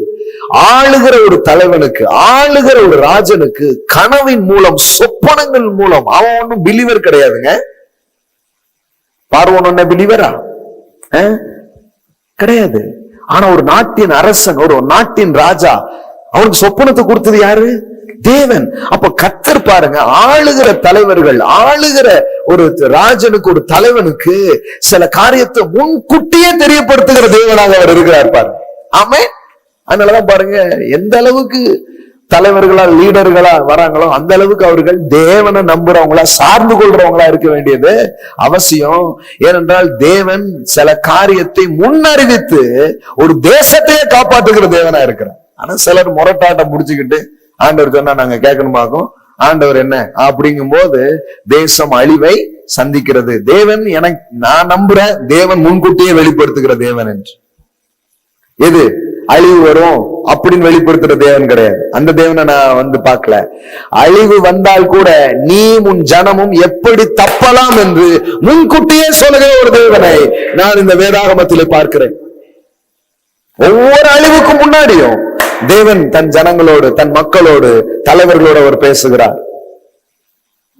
அப்போ இந்த பார்வோன் மன்னனுக்கு தேவன் முன்னாடியே வெளிப்படுத்துறார், இப்படி வரப்போக. ஆனா அவனுக்கு அது அர்த்தம் தெரியல.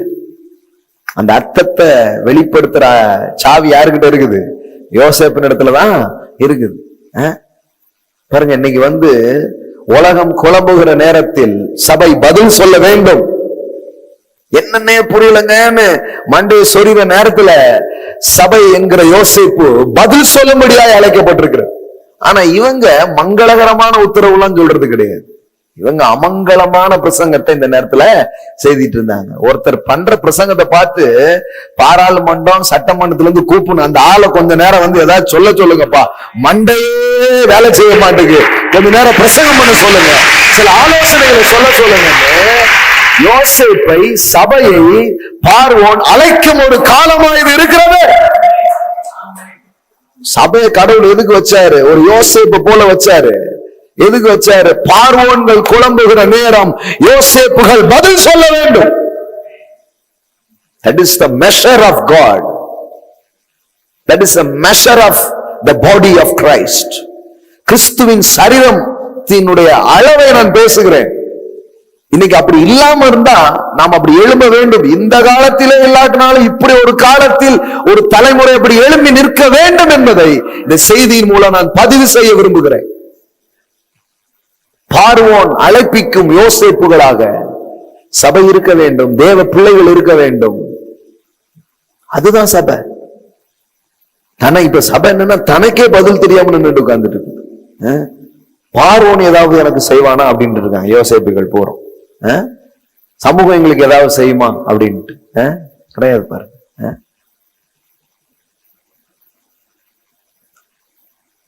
What is the picture of church அப்படின்னா இதுதான் பிக்சர். நீங்கள் வரவழைக்கப்பட வேண்டும். பாராளுமன்றங்களுக்கும் சட்டமன்றங்களுக்கும் ஆளுகிறவர்களும் இந்த நேரம் தேவனுடைய மக்களை, தேவனுடைய தீர்க்கதரிசிகளை, தேவனுடைய பிள்ளைகளை கூப்பிட்டு பேசுற அளவுக்கு சில ஆட்கள் இருக்க வேண்டும். அதுதான் அளவுங்க. அந்த இடத்துக்கு வரணும். அதான் இன்னைக்கு காலையில கூட நம்ம தம்பிமார்கள் மெசேஜ் போட்டாங்க, கணுக்கால் அளவு போதாது, இடுப்பு அளவு போதாது. அளவு போதாதே ஐயா. நம்ம வளர்றதுக்கே நீங்க எவ்வளவு தூரம் வளர்ந்து போகணும். நம்ம மற்றவங்களை குறை சொல்றதுக்கு தான் நம்ம நேரங்களை செலவு பண்ணிட்டு இருக்கணும். இந்த இடத்துக்கு வரணும். சபை இந்த இடத்துக்கு இருக்கணும். நான் அதை விரும்புகிறேன், அதை வாஞ்சிக்கிறேன். நான் என் தலைமுறையில் அதை பார்ப்பேன் என்று நான் அறிக்கை எடுக்கிறேன். ஆமேன், ஆமேன், ஆமேன், ஆமேன், ஆமேன். இப்ப பாருங்க, பார்வோனுக்கு நான் சொல்ல வேண்டிய காரியம் இதுவே. இப்ப பதில் சொல்றான் யோசேப். தேவன் தாம் செய்ய போகிறதை பார்வோனுக்கு காண்பித்திருக்கிறார். வாவ்! தேவன் யாரு? தாம் செய்ய போகிறதை காண்பிக்கிற தேவன், வெளிப்படுத்துகிற ஒரு தேவன். எகிப்து தேசம் எங்கும் பரிபூர்ணமான விளைவு உண்டாயிருக்கும் 7 வருஷம். அதன் பின் பஞ்சம் உண்டாயிருக்கும் 7 வருஷம். அப்பொழுது எகிப்து தேசத்தின் அந்த பரிபூர்ணம் எல்லாம் மறக்கப்பட்டு போகும். அந்த பஞ்சம் தேசத்தை பாழாக்கும். வரப்போகிற மகா கொடுமையான பஞ்சத்தால் தேசத்தில் முன்னிருந்த பரிபூர்ணம் எல்லாம் ஒளிந்து போகும். ஒரே நாள்ல எக்கனாமி எல்லாம் சேஞ்ச் ஆயிடுச்சு. ஸ்ரீலங்கால இருந்து நான் வந்த உடனே ஏர்போர்ட்ல எக்ஸ்சேஞ்ச் ரேட்டு கேட்க ₹2 இருந்தது 50 பைசா ஆயிடுச்சு. ஒன் நைட் ₹2 இருந்தது 50 காசு ஆயிடுச்சு. வேண்டான்னு எடுத்து கொண்டு வந்துட்டேன் நான். தேசத்துடைய எக்கனாமியே என்ன ஆகுது, அப்படியே டவுன் ஆகி அப்படியே கீழே போயிடுது. இப்ப ஆண்டவர் வந்து சொல்றாரு, தேவன் வந்து பஞ்சம் வரும் அப்படின்னு அறிவிக்கிறவர் இல்ல. பஞ்சம் வரும், பஞ்சம் வந்தா அந்த பஞ்சத்தை எப்படி மேற்கொள்ளலாம், அந்த பஞ்சத்துக்கு எப்படி தீர்வு காணலாங்கிறதையும் சேர்த்துதான் அவர் அறிவிக்கிறாருன்னு நான் உங்களுக்கு சொல்லுகிறேன். ஆனா நீ நிறைய பேர் முக்காவாசி வீடியோ 100 வீடியோ இன்னைக்கு நான் எடுத்து போட முடியும். ஃபுல்லா எனக்கு கொரோனா வரும்னு சொன்னாருன்ட்டு. ஏன் உனக்கு வரும்னு சொன்னாரா? கொரோனா வரும் கொரோனா வரும்னு எனக்கு ஆண்டவர் அப்பமே சொன்னாருன்ட்டு. ஏன் கொரோனா வரும்னு சொல்லி கொரோனாவுக்கு என்ன தீர்வுங்கிறது உங்ககிட்ட தேவன் அறிவிக்கலையா? அதுக்கு என்ன பதிலுங்கிறது உங்ககிட்ட தேவன் சொல்லலையா? அதுக்கு என்ன மருந்து, அதுக்கு என்ன மாற்று, அதுல இருந்து எப்படி ஜனங்களை காப்பாற்றலாம், இத தேவனிடத்துல இருந்து கேட்கலையா? தேவனிடத்துல இருந்து வெறும் மரண ஓலங்கள் தான் வந்ததா? ஜீவ சத்தங்கள் வரவில்லையா? நல்லா பாருங்க, தேவன் வந்து தாம் செய்ய போகிறதை பார்வோனுக்கு காண்பிக்கிறார். எப்படி காண்பிக்கிறார்? ஆண்டவர் பேசுறார் பிரதர். பெரிய இன்னைக்கு காலைல கூட யாரோ போட்டு இருக்காங்க, பெரிய பெரிய ஆட்கள்லாம் அழிந்து போகும் கடைசி நாள்னு சொல்றாங்க. நீங்க சின்ன பசங்க எல்லாம் கொஞ்சம் பேர் என்ன பேசுறீங்க? வாழ்வோம், உயிர்வோடு இருப்போம், பெருகோன்னு பேசுறீங்க. பெரிய ஆட்களுக்கு மரியாதை இல்லையா அப்படிங்காங்க. நாங்க தேவ வார்த்தையை மரியாதை கொடுக்கிறோம், நாங்க தேவனுக்கு மரியாதை கொடுக்கிறோம். தேவன் எப்படி பேசுகிறார் என்பதை அறிந்து நாங்கள் பேசிக் கொண்டிருக்கிறோம். தேவன் என்ன சொல்றாருங்க? பஞ்சம் 7 வருஷம் செழிப்பு, 7 வருஷம் பஞ்சம். இதுக்கு எப்படி தப்பலான்னு சொல்றாரு. அப்ப கர்த்தர் வந்து கர்த்தர் சத்தத்தை கேட்டேன்னு இந்த அழிவையும் பஞ்சத்தையுமே நீங்க அறிவிச்சுட்டு இருந்தீங்கன்னா, உங்களுக்கு ஒரு காது மட்டும்தான் வேலை செய்தா, ஒன் சைடு வந்து உங்களுக்கு அவுட்டா, சோளம் வந்தா போச்சா, அப்ப உங்களுக்கு வந்து பஞ்சம் வருங்கிறது மட்டும்தான் காதுல கேக்குது. பஞ்சத்துல எப்படி செழிக்கலாம் என்கிற தேவ ஆலோசனைகள் ஏன் நீங்க சபைக்கு சொல்லல? ஏன் உலகத்துக்கு நீங்க சொல்லல? முன்னாடியே சொல்லுங்க. அதனாலதான் அவன் கேள்வி கேட்கிறான், தீர்க்கதரிசிகளா யாரு அப்படின்ட்டு. நீங்க உண்மையிலேயே ரியல் ப்ராஃபிட் ஆஃப் காடா இருந்தா பஞ்சம் வரும், கொள்ளை நோய் வரும் சொல்லக்கூடாது. அப்படி வந்தா அதுக்கு எப்படி தப்பலான்னு யோசேப்பை போல ஆலோசனைகளை நீங்கள் சொன்னால், you are the prophet of God. You are like Joseph. எவ்வளவு அழகா இருக்குது பாருங்க. இவைகள் பஞ்சமுள்ள தேவன் தாம் செய்ய போகிறதை பார்வோனுக்கு காண்பித்திருக்கிறார். அப்ப 7 வருஷம் பஞ்சம், 7 வருஷம் பாருங்க, எகிப்து தேசம் எங்கும் பரிபூர்ணமான விளைவு உண்டாயிருக்கும். 7 வருஷம் ஒரு நல்ல ஒரு அபாண்டன்ஸான ஒரு ஹார்வெஸ்ட் அங்க இருக்கும் அப்படிங்கிறாரு. இப்ப பாருங்களேன், அதன் பின் பஞ்சம் உண்டாயிருக்கும். 7 முதல்ல செழிப்பு, அதுக்கப்புறம் என்னது? பஞ்சம். அப்பொழுது எகிப்து தேசத்தின் அந்த பரிபூர்ணம் எல்லாம் மறக்கப்பட்டு போகும். அந்த பஞ்சம் தேசத்தை பாழாக்கும். வரப்போகிற, நல்லா கவனிங்க, இதுதான் ரொம்ப முக்கியம், வரப்போகிற மகா கொடுமையான பஞ்சத்தால் தேசத்தில் முன்னிருந்த பரிபூர்ணம் எல்லாம் ஒளிந்து போகும். இந்த காரியம் தேவனால் நிச்சயிக்கப்பட்டிருக்கிறது என்பதையும் தேவனது சீக்கிரத்தில் செய்வார் என்பதையும் குறிக்கும் பொருட்டு இந்த சொப்பனம் பார்வோனுக்கு இரட்டித்தது. டபுள் டைம் அவன் 2, அதாவது ஒரு பக்கம் இத கதிரை பாக்குறான், இன்னொரு பக்கம் இந்த மாடு மாதிரி என்ன பண்றான் பாக்குறான். டபுள் முறை அவனுக்கு வந்தது. இப்ப கவனிங்க, ஆகையால் விவேகமும் ஞானமும் உள்ள ஒரு மனுஷனை தேடி அவனை எகிப்துக்கு அதிகாரியாகிய பார்வோன் ஏற்படுத்துவாராக. பதில சொல்லணும், கேள்வி எழுப்புகிறது அல்ல பிரசங்கம். பதில சொல்லு, பதில சொல்லு. என்ன பதில சொல்றோம் பாருங்க. விவேகமும் ஞானமும் உள்ள ஒரு மனுஷனை தேடி அவனை எகிப்து தேசத்துக்கு அதிகாரியாகிய பார்வோன் ஏற்படுத்துவாராக. இப்படி பார்வோன் செய்து தேசத்தின் மேல் விசாரணைக்காரரை வைத்து பரிபூர்ணம் உள்ள 7 வருஷங்களில் எகிப்து தேசத்தின் விளைவையும் விளைச்சலின் 1/5 வாங்கும்படி செய்வாராக. அவர்கள் வரப்போகிற நல்ல வருஷங்களில் விளையும் தானியங்களை எல்லாம் சேர்த்து பட்டணங்களில் ஆகாரம் உண்டாயிருக்கும்படி பார்வோனுடைய அதிகாரத்துக்குள்ளாக தானியங்களை பத்திரப்படுத்தி வைப்பார்களாக. தேசம் இது கவனிங்க பாருங்க, தேசம் பஞ்சத்தினால் அழிந்து போகாதபடிக்கு அந்த தானியம் இனி எகிப்து தேசத்தில் உண்டாயிருக்கும். பஞ்சமுள்ள 7 வருஷங்களுக்காக தேசத்திற்கு ஒரு வைப்பா இருப்பதாக என்றான். இந்த வார்த்தை பார்வோனுடைய பார்வைக்கும் அவன் ஊழியக்காரர் எல்லாருடைய பார்வைக்கும் நன்றாய் கண்டது. அப்பொழுது பார்வோன் தன் ஊழியக்காரை நோக்கி, தேவ ஆவியை பெற்ற இந்த மனுஷனை போல் வேறொருவன் உண்டா? ஆவியை பெற்ற நம்ம சொல்லக்கூடாதுங்க. நம்ம பிரசங்கத்தை பார்த்துட்டு இது தேவ ஆவி அப்படின்னு மக்கள் சொல்லணும். தேவ ஞானம், தேவ வெளிப்பாடு என்று மற்றவர்கள் அங்கு அறிக்கை செய்கிறார்கள். பின்பு பார்வோன் யோசேப்பை நோக்கி, தேவன் இவற்றையெல்லாம் உனக்கு வெளிப்படுத்தி இருக்கிறபடியால் உன்னை போல விவேகமும் ஞானம் உள்ளவன் வேறொருவனும் இல்லை. நீ இப்போ கதைக்கு வருவோம். இது என்னன்னா, வரப்போகிற ஒரு பஞ்சத்திற்கு ஒரு தேசத்தை தப்புவிக்க தேவன் முன்கூட்டியே ஆலோசனைகளை அளிக்கிறார். ஆமென். நான் நம்புறேன், இது ஒவ்வொரு காலங்களிலும் தேவன் இப்படிதான் செயல்படுகிறார். தேவன் நான் கர்த்தர், நான் மாறாதவர். ஆமென். நான் நம்புறேன் இந்த நேரங்கள்ல கூட அநேக காரியங்கள் முன்பாகவே அறிவிக்கப்படுகிறது. அதை கேட்கும் காதுகள், அதை கேட்கும் இருதயங்கள் அநேகருக்கு இல்ல. அதனாலதான் சில காரியங்கள் நடக்குது. ஆண்டவர் முன்னாடியே பாக்குறாரு. இந்த கெட்டு போகிற உலகத்துல சில காரியம் இவன் ஏதாவது டேமேஜ் பண்ணி வைக்கிறான், ஏதாவது ஒண்ணு வருது, வந்தா அதுக்கு எப்படி தப்பலாங்கிறத தேவன் முன்னாடி என்ன பண்றாரு? அறிவிக்கிறார். அப்ப அழிவை மட்டும் அறிவிப்பவன் தீர்க்கதரிசி அல்ல. அழிவை மட்டும் காண்பிப்பது தரிசனங்கள் அல்ல. அழிவுக்கு எப்படி தப்பி தேசமும் ஜனமும் வாழ்வது என்று சொல்வதுதான் மெய்யான தீர்க்க தரிசனம், மெய்யான சத்தியமாக இருக்கிறது. ஆமென். நானும் கனவு பார்த்தேன், நானும் சொப்பனம் பார்த்தேன். அந்த சொப்பனம் கனவுக்கு ஏதாவது அர்த்தம் இருக்குதா? அர்த்தமற்ற விதத்துல சிலதை பார்த்துட்டு போறதுங்கிறது வேற. ஆனால் இது ரொம்ப அர்த்தமுள்ள ஒரு காரியமாக மாறினது. இப்ப என்ன நடந்தது? யோசேப்பு அதுக்கு பதில் சொன்னபடியினால் நான் சொல்றேன், இந்த உலகத்தின் பிரச்சனைகளுக்கு நாம் பதிலாய் மாற மாற மாற மாற என்ன நடக்கும்? பார்வோன் யோசேப்பை நோக்கி, தேவன் இவற்றையெல்லாம் உனக்கு வெளிப்படுத்திருக்கிறபடினால் உன்னை போல் வேகமுள்ள ஞானம் உள்ளவன் வேறொருவரும் இல்லை. நீ என் அரண்மனைக்கு அதிகாரியாய் இருப்பாய். ஆமென். ஹல்லேலூயா. ஆமென். தேவனுடைய பிள்ளைகள், தேவனுடைய சபை, தேவனுடைய மக்கள், ஹல்லேலூயா, பதிலை அறிவிக்கிறவர்கள் உயர்ந்த இடங்களுக்கு செல்ல ஆரம்பிக்கிறார்கள். உன் வாக்கின்படி என் ஜனங்கள் எல்லாரும் அடங்கி நடக்க கடவர்கள்.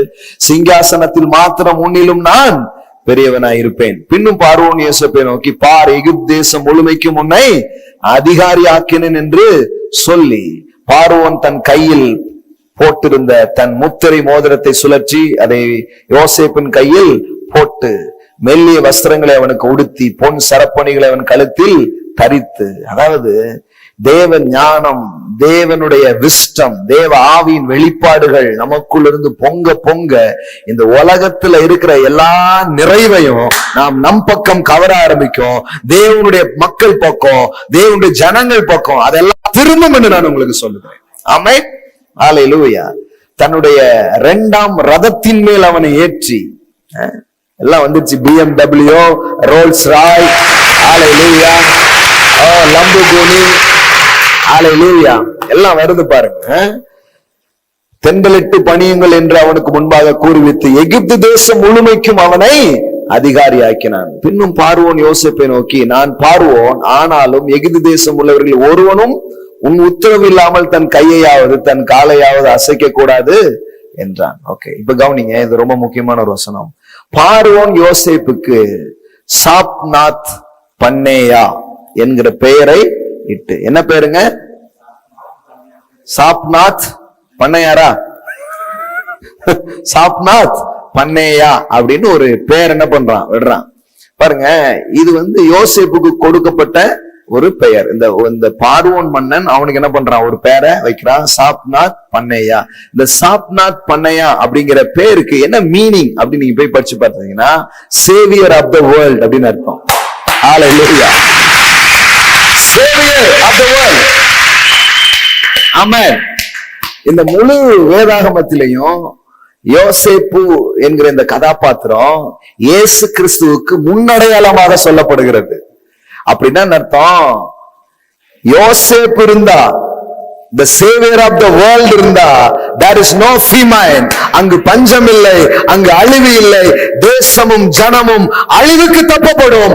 Because Jesus Christ is the savior of the world. Amen.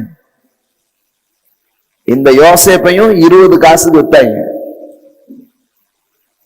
இயேசுவை எவ்வளவு காசுக்கு வித்தாங்க? 30 காசுக்கு வித்தாங்க. யோசேப்பினுடைய வாழ்க்கைக்கும் இயேசுவுக்கும் என்ன இருக்குது? ஒரு பெரிய ஒரு டைப்பாலஜின்னு சொல்லுவாங்க. the study of டைப்பாலஜின்னு சொல்லுவாங்க. அப்படி சில கேரக்டர்ஸ் அப்படி ஜீசஸ் உடைய நேச்சரை அப்படியே ரிவீல் ஆகிட்டே இருக்கும். ஒரு நிழல் போல அது வெளிப்பட்டுக்கிட்டே இருக்கும். தன் சொந்த சகோதரரால் அவன் தள்ளப்படுவது போல, தன் சொந்த மக்களால், இனத்தால், தன் சொந்தமானதில் வந்தார், சொந்தமானவர்களோ அவரை ஏற்றுக்கொள்ளவில்லைன்னு ஜீசஸ் என்ன பண்ணப்படுறாரு? அப்படியே புறக்கணிக்கப்படுறாரு. யோசேப்பு வாழ்க்கையில் நடந்ததெல்லாம் அப்படி நடக்குது. அதுக்கப்புறம் யோசேப்பு உயர்த்தப்பட்டிருக்கும் போது எல்லாரும் யோசேப்பு கிட்ட வந்த மாதிரி கிறிஸ்து உயர்த்தப்பட்ட பிறகு இப்ப எல்லா மனுவருக்கும் எங்க போகுது? கிறிஸ்துவை தேடி போகிறது. சோ அவ்விதமான ஒரு ஒப்புமை யோசேப்புக்கும் கிறிஸ்துவுக்கும் வேதாகமத்தில இருக்கிறது. இன்னும் நீங்க பாத்தீங்கன்னா, அதான் சாப்நாத் பண்ணையா என்றால் சேவியர் ஆஃப் த வேர்ல்ட். எல்லாம் சொல்லுங்க, சேவியர் ஆஃப் த வேர்ல்ட். நான் சொல்றேன், நீங்க யோசேப்புக்கு கீழே இருப்பீங்கன்னா, இந்த saviour of the world Jesus கீழே உங்களுக்கு இருப்பீங்கன்னா, there is no famine, உங்களுக்கு பஞ்சம் கிடையாது. ஓ தஞ்சம் அவர் இருக்க, உங்களுக்கு பஞ்சம் இல்லை. பஞ்ச காலத்திலும் செழிப்பீர்கள். ஆமென். அப்ப பாருங்க, சாப்நாத் பண்ணையா. எல்லாம் சொல்லுங்க, எனக்கு ஒரு சாப்நாத் பண்ணையா இருக்கிறார். ஆமென். He is the savior of the world, Jesus Christ. இயேசு என்றால் ரட்சகர், அவர் உலக ரட்சகர். ஆமென். அவருக்கு இடம் அளிச்சா பஞ்சமே கிடையாதுங்க. அவர் வந்துட்டா ஞானம் வெளிப்படும். அவர் வந்துட்டா வரப்போற அழிவுக்கெல்லாம் தப்புவிக்கிறவர். அவர் வந்துட்டா அவர் ஆளுகைக்கு கீழே மக்கள் ஜீவனை பெறுவார்கள். ஏனென்றால் யோசேப்பு எதுக்கு வந்தான் தெரியுமா? ஜீவரட்சணியம் செய்யும்படி தேவன் என்னை முன்னதாகவே அனுப்பினார். தேவகுமாரன் எதுக்கு இந்த உலகத்துக்கு வந்தா தெரியுமா? மனுஷகுமாரன் மனிதர்களை நியாயம் தீர்க்கும்படி அல்ல, மனிதர்களுக்கு ஜீவனை கொடுக்க, அவர்களை ரட்சிக்கும்படியாகவே அனுப்பப்பட்டார். ஆமென். சோ நம்முடைய ஜோசப், நம்முடைய சாப்நாத் பண்ணையா நமக்கு ஒருத்தர் இருக்கிறாரு. ஆமென். ஹalleluya. He is a savior of the world. அவருடைய ஆளுகையின் கீழே பஞ்சம் இல்லை, அவருடைய அரசாட்சிக்கு கீழே பஞ்சம் இல்லை. அவரை அண்டிக் கொள்ளுகிற, அவருடைய ஞானத்துக்கு செவி கொடுக்கிற, அவருடைய சத்தத்தை கேட்கிற, அவருடைய ஆலோசனை பின்பற்றுகிற உங்களுக்கு பஞ்சம் இல்லை. அவருடைய ஆலோசனை பின்பற்றுகிற தேசங்களுக்கு பஞ்சம் இல்லை, தலைவர்களுக்கு பஞ்சம் இல்லை. அங்கு நிறைவுகள் உண்டாகும். அந்த நாடு, அந்த தேசம் அழிவுக்கு தப்பும். அவரை அண்டிக் கொள்ளுகிற யாவரும் பாக்கியவான்களாக இருக்கிறார்கள். ஆமென்.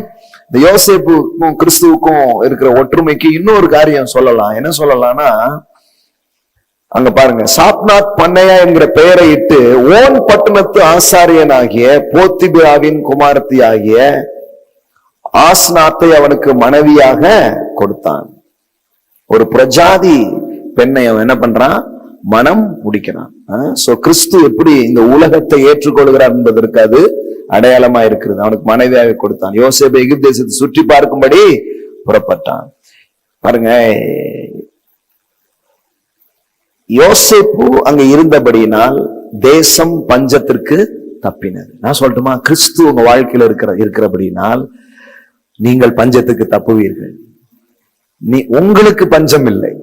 எல்லாம் சொல்லுங்க, சாப்நாத் பண்ணையா என் வாழ்க்கையில இருக்கிறபடினால் எனக்கு பஞ்சம் இல்லை. இதைத்தாங்க இன்னைக்கு ஆண்டவர் உங்களுக்கு சொல்றாரு, உங்களுக்கு பஞ்சம் இல்லைன்னு சொல்றாரு. 2 ஸ்கிரிப்சரை வேகமா நான் உங்களுக்கு காட்ட விரும்புறேன். பஞ்ச நேரத்துல நமக்கு பஞ்சம் கிடையாதுங்கிறத ப்ரூவ் பண்ற 2 ஸ்கிரிப்சர். அடுத்த வாரம் இன்னும் ஆழமா நாம நிறைய காரியங்கள் பார்க்க போகிறோம். வேகமாக இந்த 2 வசனத்தை திருப்பிக் கொள்ளுங்கள். சங்கீதத்தின் புத்தகம், சங்கீதம் 33:18-19. Psalm 33:18 and 19. தமக்கு பயந்து தமது கிருபைக்கு காத்திருக்கிறவர்களின் ஆத்துமாக்களை மரணத்திற்கு விலக்கி விடுவிக்கவும். அப்போ உங்களுக்கு நோய் கிடையாது. ஆமென். சாவை கொண்டு வருகிற அந்த சாவின் சக்திகளில் இருந்து அவருடைய கிருபையை பெறுகிற நீங்கள் மரணத்திற்கு உங்களை விலக்கி உங்களை என்ன பண்றாரு? விடுவிக்கிறார். 19வது வசனம், பஞ்சத்தில் அவர்களை உயிரோடு காக்கவும் கர்த்தருடைய கண் அவர்கள் மேல் நோக்கமாயிருக்கிறது. ஆமென். அல்லேலூயா. பஞ்சத்தில் அவர்களை உயிரோடு காக்க கர்த்தருடைய கண் அவர்கள் மேல் நோக்கமா இருக்கிறது. அவர் உங்க மேல கண் வச்சிருக்கிறார், கண்ணோக்கமா இருக்கிறார். இந்த டைம்ல கூட உங்களை பாதுகாக்க, உங்களை மீட்க, உங்களை நடத்த அவர் போதுமானவராக இருக்கிறார். இன்னொரு ஸ்கிரிப்சர் நாம் பார்க்கலாம். அல்லேலூயா. சங்கீதம், அதே சங்கீதத்தின் புத்தகம் 37:18-19 பாருங்க. உத்தமனின் நாட்களை கர்த்தர் அறிந்திருக்கிறார், அவர்கள் சுதந்திரம் என்றைக்கும் இருக்கும். அவர்கள் ஆபத்து காலத்திலே வெட்கப்பட்டு போகாதிருந்து பஞ்ச காலத்திலே திருப்தி அடைவார். எவ்வளவு வசனம் இருக்கு பாருங்க.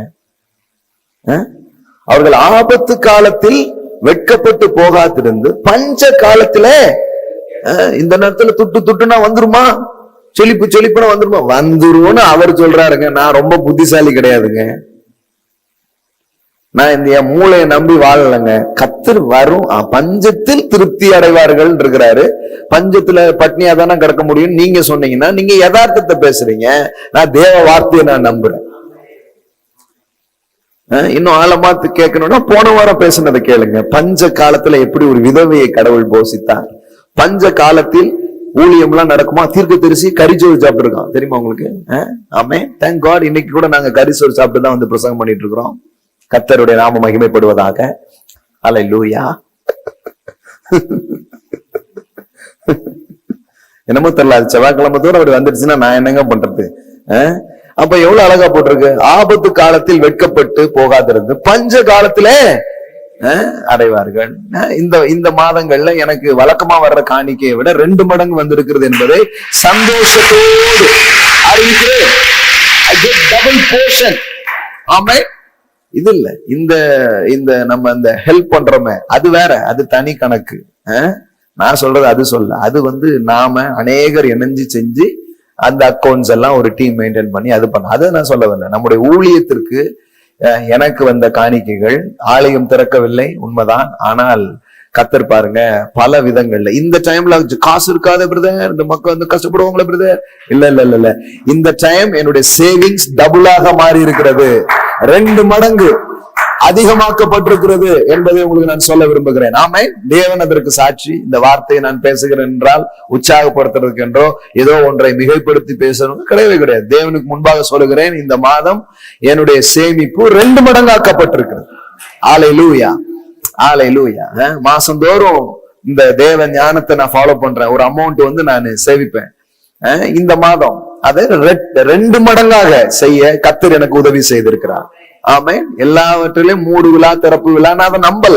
நான் இந்த வார்த்தையை நான் நம்புறேன். எப்படி ஆகும்? அதெல்லாம் என் வேலை இல்லைங்க. எப்படி ஆகும்? புருஷனை அறியேனே, எப்படி ஆகும் கேக்குற மாதிரியா? தூதன் சொல்றான், ஏமா விளக்கம் கொடுக்கலாம். விளக்கம் கொடுத்துட்டதுனால எல்லாம் விளங்கிறது இல்ல பாருங்க. மண்ணை பிசைஞ்சு மனுஷனை பண்ண கடவுளுக்கு ஒரு மண்ணிலிருந்து மனிதனை கொண்டு வர முடியும் என்றால் ஒரு பெண்ணிலிருந்து கொண்டு வர முடியாத அவரால? என்னங்க, களிமண்ல இருந்து மனுஷனை கொண்டு வர கடவுளுக்கு ஒரு பெண்ணின் வயிற்றிலே ஒரு கருவை சிருஷ்டிப்பது தேவனுக்கு எம்மாத்திரம்? தூதன் சொன்னான், தேவாவியானவர் உண்மையை நிழலிடுவார், அப்பொழுது உன்னிடத்தில் உண்டாகிறது பணம் என்னப்படும், பரிசுத்தம் என்னப்படும். ஆமென். அப்படிதான் உண்டாகுங்கிற நான். ஆமென். பரிசுத்தம்னாலே என்னன்னா முழுமை என்ற அர்த்தம். தேவ ஆவியானவர் வந்தா முழுமை உண்டாகும். கர்த்தரால் ஆகாத காரியம் ஒன்று உண்டோ? நீங்க எதை நம்ப போறீங்க எனக்கு தெரியல. Whose report you believe. தேவனுடைய வார்த்தையை நான் உங்களுக்கு அறிவித்திருக்கிறேன். நீங்கள் பஞ்ச காலங்களில் செழிப்பீர்கள் என்று நான் உங்களுக்கு சொல்லுகிறேன். நீங்கள் விதைத்த விதைகள் எல்லாம் சரியான நேரங்களிலே அறுவடையாக வரும் என்று நான் உங்களுக்கு சொல்லுகிறேன். கிறிஸ்துவின் சபை இன்னொரு மெச்சூரிட்டியை நோக்கி எழும்புகிற காலம் என்று நான் உங்களுக்கு சொல்லுகிறேன். ஆண்டவர் இன்னைக்கு ஒரு விஷயத்தை எனக்கு ரொம்ப தெளிவாய் உணரும்படியாய் செய்தார். அதை பதிவே பண்ணி வச்சுக்கோங்க. நான் ஒரு நல்ல தீர்க்கதரிசியா கெட்ட தீர்க்கதரிசியான்னு ஆராய்ஞ்சு கூட நீங்க பாத்துக்கோங்க. ஏதோ ஒரு நல்ல செய்தி வரப்போகிறது. அல்லேலூயா. ஒரு குட் நியூஸ் வரப்போகிறது. ஹalleluya. சந்தோஷம் உண்டாக்கும் செய்தி வரப்போகிறது. I believe that நீங்க இருக்கிற இடங்கள்லயே ஹalleluya கர்த்தரை நோக்கி நீங்கள் பார்க்கலாம். Thank you Holy Spirit. ரபாலகா ஷாண்டலாரா. இந்த நேரங்கள்ல சில விதைகளை நீங்கள் விதைக்கும்படி நான் உங்களை உற்சாகப்படுத்துகிறேன். ஹalleluya. சிறப்பான காரியங்களை நீங்க நம்புவீர்கள் என்றால் சிறப்பான விதைகளை இந்த நேரத்தில் விதைக்கும்படி உங்கள் கரங்களில் எடுத்துக்கொள்ளுங்கள். இன்னும் பொருளாதாரத்தில் நீங்கள் வறுமையா இருப்பதற்கு காரணம் உங்களிடத்திலே விதைக்கிற பழக்கம் வராதது. கடவுள் உங்களிடம் புடுங்கி சாப்பிடுற கடவுள் இல்ல நீங்க ஒண்ணும் கடவுளுடைய தேவையை சந்திக்கிறவங்களும் கிடையாது. சில இடத்துல நான் கொடுத்து அவருக்கு எந்த நிறைய போகுது அப்படி இல்ல, நீங்க கொடுத்து நிறைய. ஆனா நீங்க ஏன் கொண்டு வர்றீங்கன்னா தேவனை கனம் பண்றதுக்காக கொண்டு வர்றீங்க. I want to honor God. தேவையின் அடிப்படையில் நாம் தேவனுக்கு கொடுக்க வேண்டியதில்லை, கனத்தின் அடிப்படையில் நாம் கொடுக்கிறோம். அவர்தான் என் ராஜா, அவர்தான் என் அரசன், என்னுடைய சாப்நாத் பண்ணேயா, அவரே என் ரட்சகர், எனது யோசேப்பு என்னை பஞ்சங்களில் காப்பார். நான் ஞானமற்றிருக்கலாம், ஆனால் என் யோசேப்பு ஞானமும் வேகமும் உள்ளவர். அவரே ஞானமும் அறிவும் அவர் இருக்கிறார். அவர் என்னை எல்லா பஞ்சங்களுக்கும் விலக்கி காப்பார். கர்த்தர் எனக்கு தஞ்சம், ஆகையால் நோ பஞ்சம். ஹalleluya, ஹalleluya. எத்தனை வசனங்களை நாம் பார்த்தோம் பாருங்க. பஞ்சத்தை பார்த்து நகைப்பீர். ஹalleluya. You will laugh in the time of famine. ஹalleluya. அது மட்டும் இல்ல, இங்க போட்டிருக்குது பஞ்ச காலத்துல I will satisfy you. நான் உன்னை திருப்தியாக்குவேன் என்று எழுதப்பட்டிருக்கிறது. ஹalleluya. தொடர்ந்து நாம் வாசித்த வசனங்களிலே பஞ்சத்திலே உங்களை காக்கும்படி கர்த்தருடைய கண்கள் உங்க மேல இருக்குதான். வேதவசனம் சொல்லுகிறது, உத்தம இருதயத்தோடு தம்மை தேடுகிறவர்களுக்கு தம்முடைய வல்லமையை விளங்க பண்ணும்படி கர்த்தருடைய கண்கள் இந்த பூமி எங்கும் உலாவி கொண்டிருக்கிறது எழுதப்பட்டது. அப்ப கர்த்தருடைய வல்லமையை நீங்க நம்புற ஆளா, விசுவாசிக்கிற ஆளா இருப்பீங்கன்னா நான் சொல்றேன் இந்த நேரத்துல அது வெளிப்படும். அதனால இயேசு சொன்னார், எத்தனையோ பேரு பஞ்சத்துல இருந்தாங்க, ஆனா அந்த சாரி பார்த்து விதவைதான் போஷிக்கப்பட்டா. ஏன்னா அவன் ஒருத்தி தான் அதுக்கு இடமளித்தாள். அப்போ இந்த சூழமையில தேவ வார்த்தைக்கும் தேவ வசனத்துக்கும் இடமளிக்கிற நீங்கள் இந்த நோயிலிருந்தும் காக்கப்படுவீர்கள், பஞ்சங்களிலிருந்தும் காக்கப்படுவீர்கள். இந்த நோயில நீங்கள் பாதுகாக்கப்படுவது மட்டுமல்ல, நீங்கள் பயன்படுத்தப்படுவீர்கள். இந்த பஞ்சத்தில் உங்கள் தேவை மட்டும் சந்திக்கப்படாது, நீங்கள் செழிப்பதற்கான அநேக காரியங்களை தேவன் உங்களுக்கு செய்வார். மழை ஒன்று பொழியும் பொழுது எல்லோரும் செழிப்பது என்பது யதார்த்தம். ஆனால் மழை இல்லாத நேரங்களிலே நீங்கள் செழிக்கும் பொழுது நீங்கள் அடையாளமாக காட்டப்படுவீர்கள். இன்னும் ஏராளமான மேட்டர் இருக்குது இந்த நேரத்துல பேசுறதுக்குன்ட்டு. மங்களகரமான உத்தரவு ஏகப்பட்டது இருக்குது. பத்திரத்தின் முதல் பக்கங்களை தான் பார்த்திருக்கிறோம். களஞ்சியம் 3 அடுத்த வாரம் திறந்து பேச போகிறோம். இப்பொழுது உங்க களஞ்சியத்தை திறந்து நீங்க விதைக்கலாம். உங்க கரங்களை எடுத்துக்கொள்ளுங்கள். ஹalleluya. கர்த்தருக்கு நீங்கள் விதைக்கலாம். கூகுள் பே ஆர் அக்கவுண்ட்ல நீங்க விதைக்கலாம். நீங்க விதைக்கும் பொழுது அந்த ரிசிப்ட நீங்க மறவாமல் அனுப்பி விடுங்கள். ஆலயம் கட்டுமானத்திற்கான லேண்ட் வாங்குற ப்ராசஸ் போயிட்டு இருக்குது. என்ன இருக்குது, யோசேப்பு லேண்ட் எல்லாம் வாங்கினான்னு போட்டிருக்குது. ஹalleluya. எல்லாம் லேண்ட் எல்லாம் வாங்குவோம், நிறைய வாங்க செய்கிற ஒரு தேவன். ஹalleluya. ஆமா, எல்லாரும் பஞ்சம்னு சொல்ற நேரத்துலதான் அவன் லேண்ட் எல்லாம் வாங்கியிருக்கிறான். Glory to be the living God. எல்லாரும் களஞ்சியம் காலியாகிற நேரம் அவன் களஞ்சியம் நிரம்பி இருக்குது. அப்போ உங்களுக்கு வித்தியாசமாய் நடக்கும். ஏனென்றால் நீங்க ரத்தத்தால் மீட்கப்பட்டவர்கள், ஆட்டுக்குட்டி ரத்தத்தால் கழுவப்பட்டவர்கள். உங்களுக்கு வேறு விதமாய் சம்பவிக்கும் என்று நான் சொல்லுகிறேன். ஹalleluya. உங்க விதைக்கு சில வேளை விதைத்து களைத்திருப்பீங்க. நான் உங்களுக்கு சொல்றேன், உங்க ஹார்வெஸ்ட் சரியான நேரத்துல உங்க கைகள்ல வரும். 2 வருடம் சென்ற பின்பு அந்த விதை அறுவடையாக மாறினது. நான் சொல்றேன், நீங்க விதைச்ச ஒவ்வொரு விதைக்கும் கர்த்தர் ஒரு அற்புதமான அந்த சீசனை வச்சிருக்கிறார். அது வெளியில வரும் என்று நான் உங்களுக்கு சொல்லுகிறேன். ஹalleluya.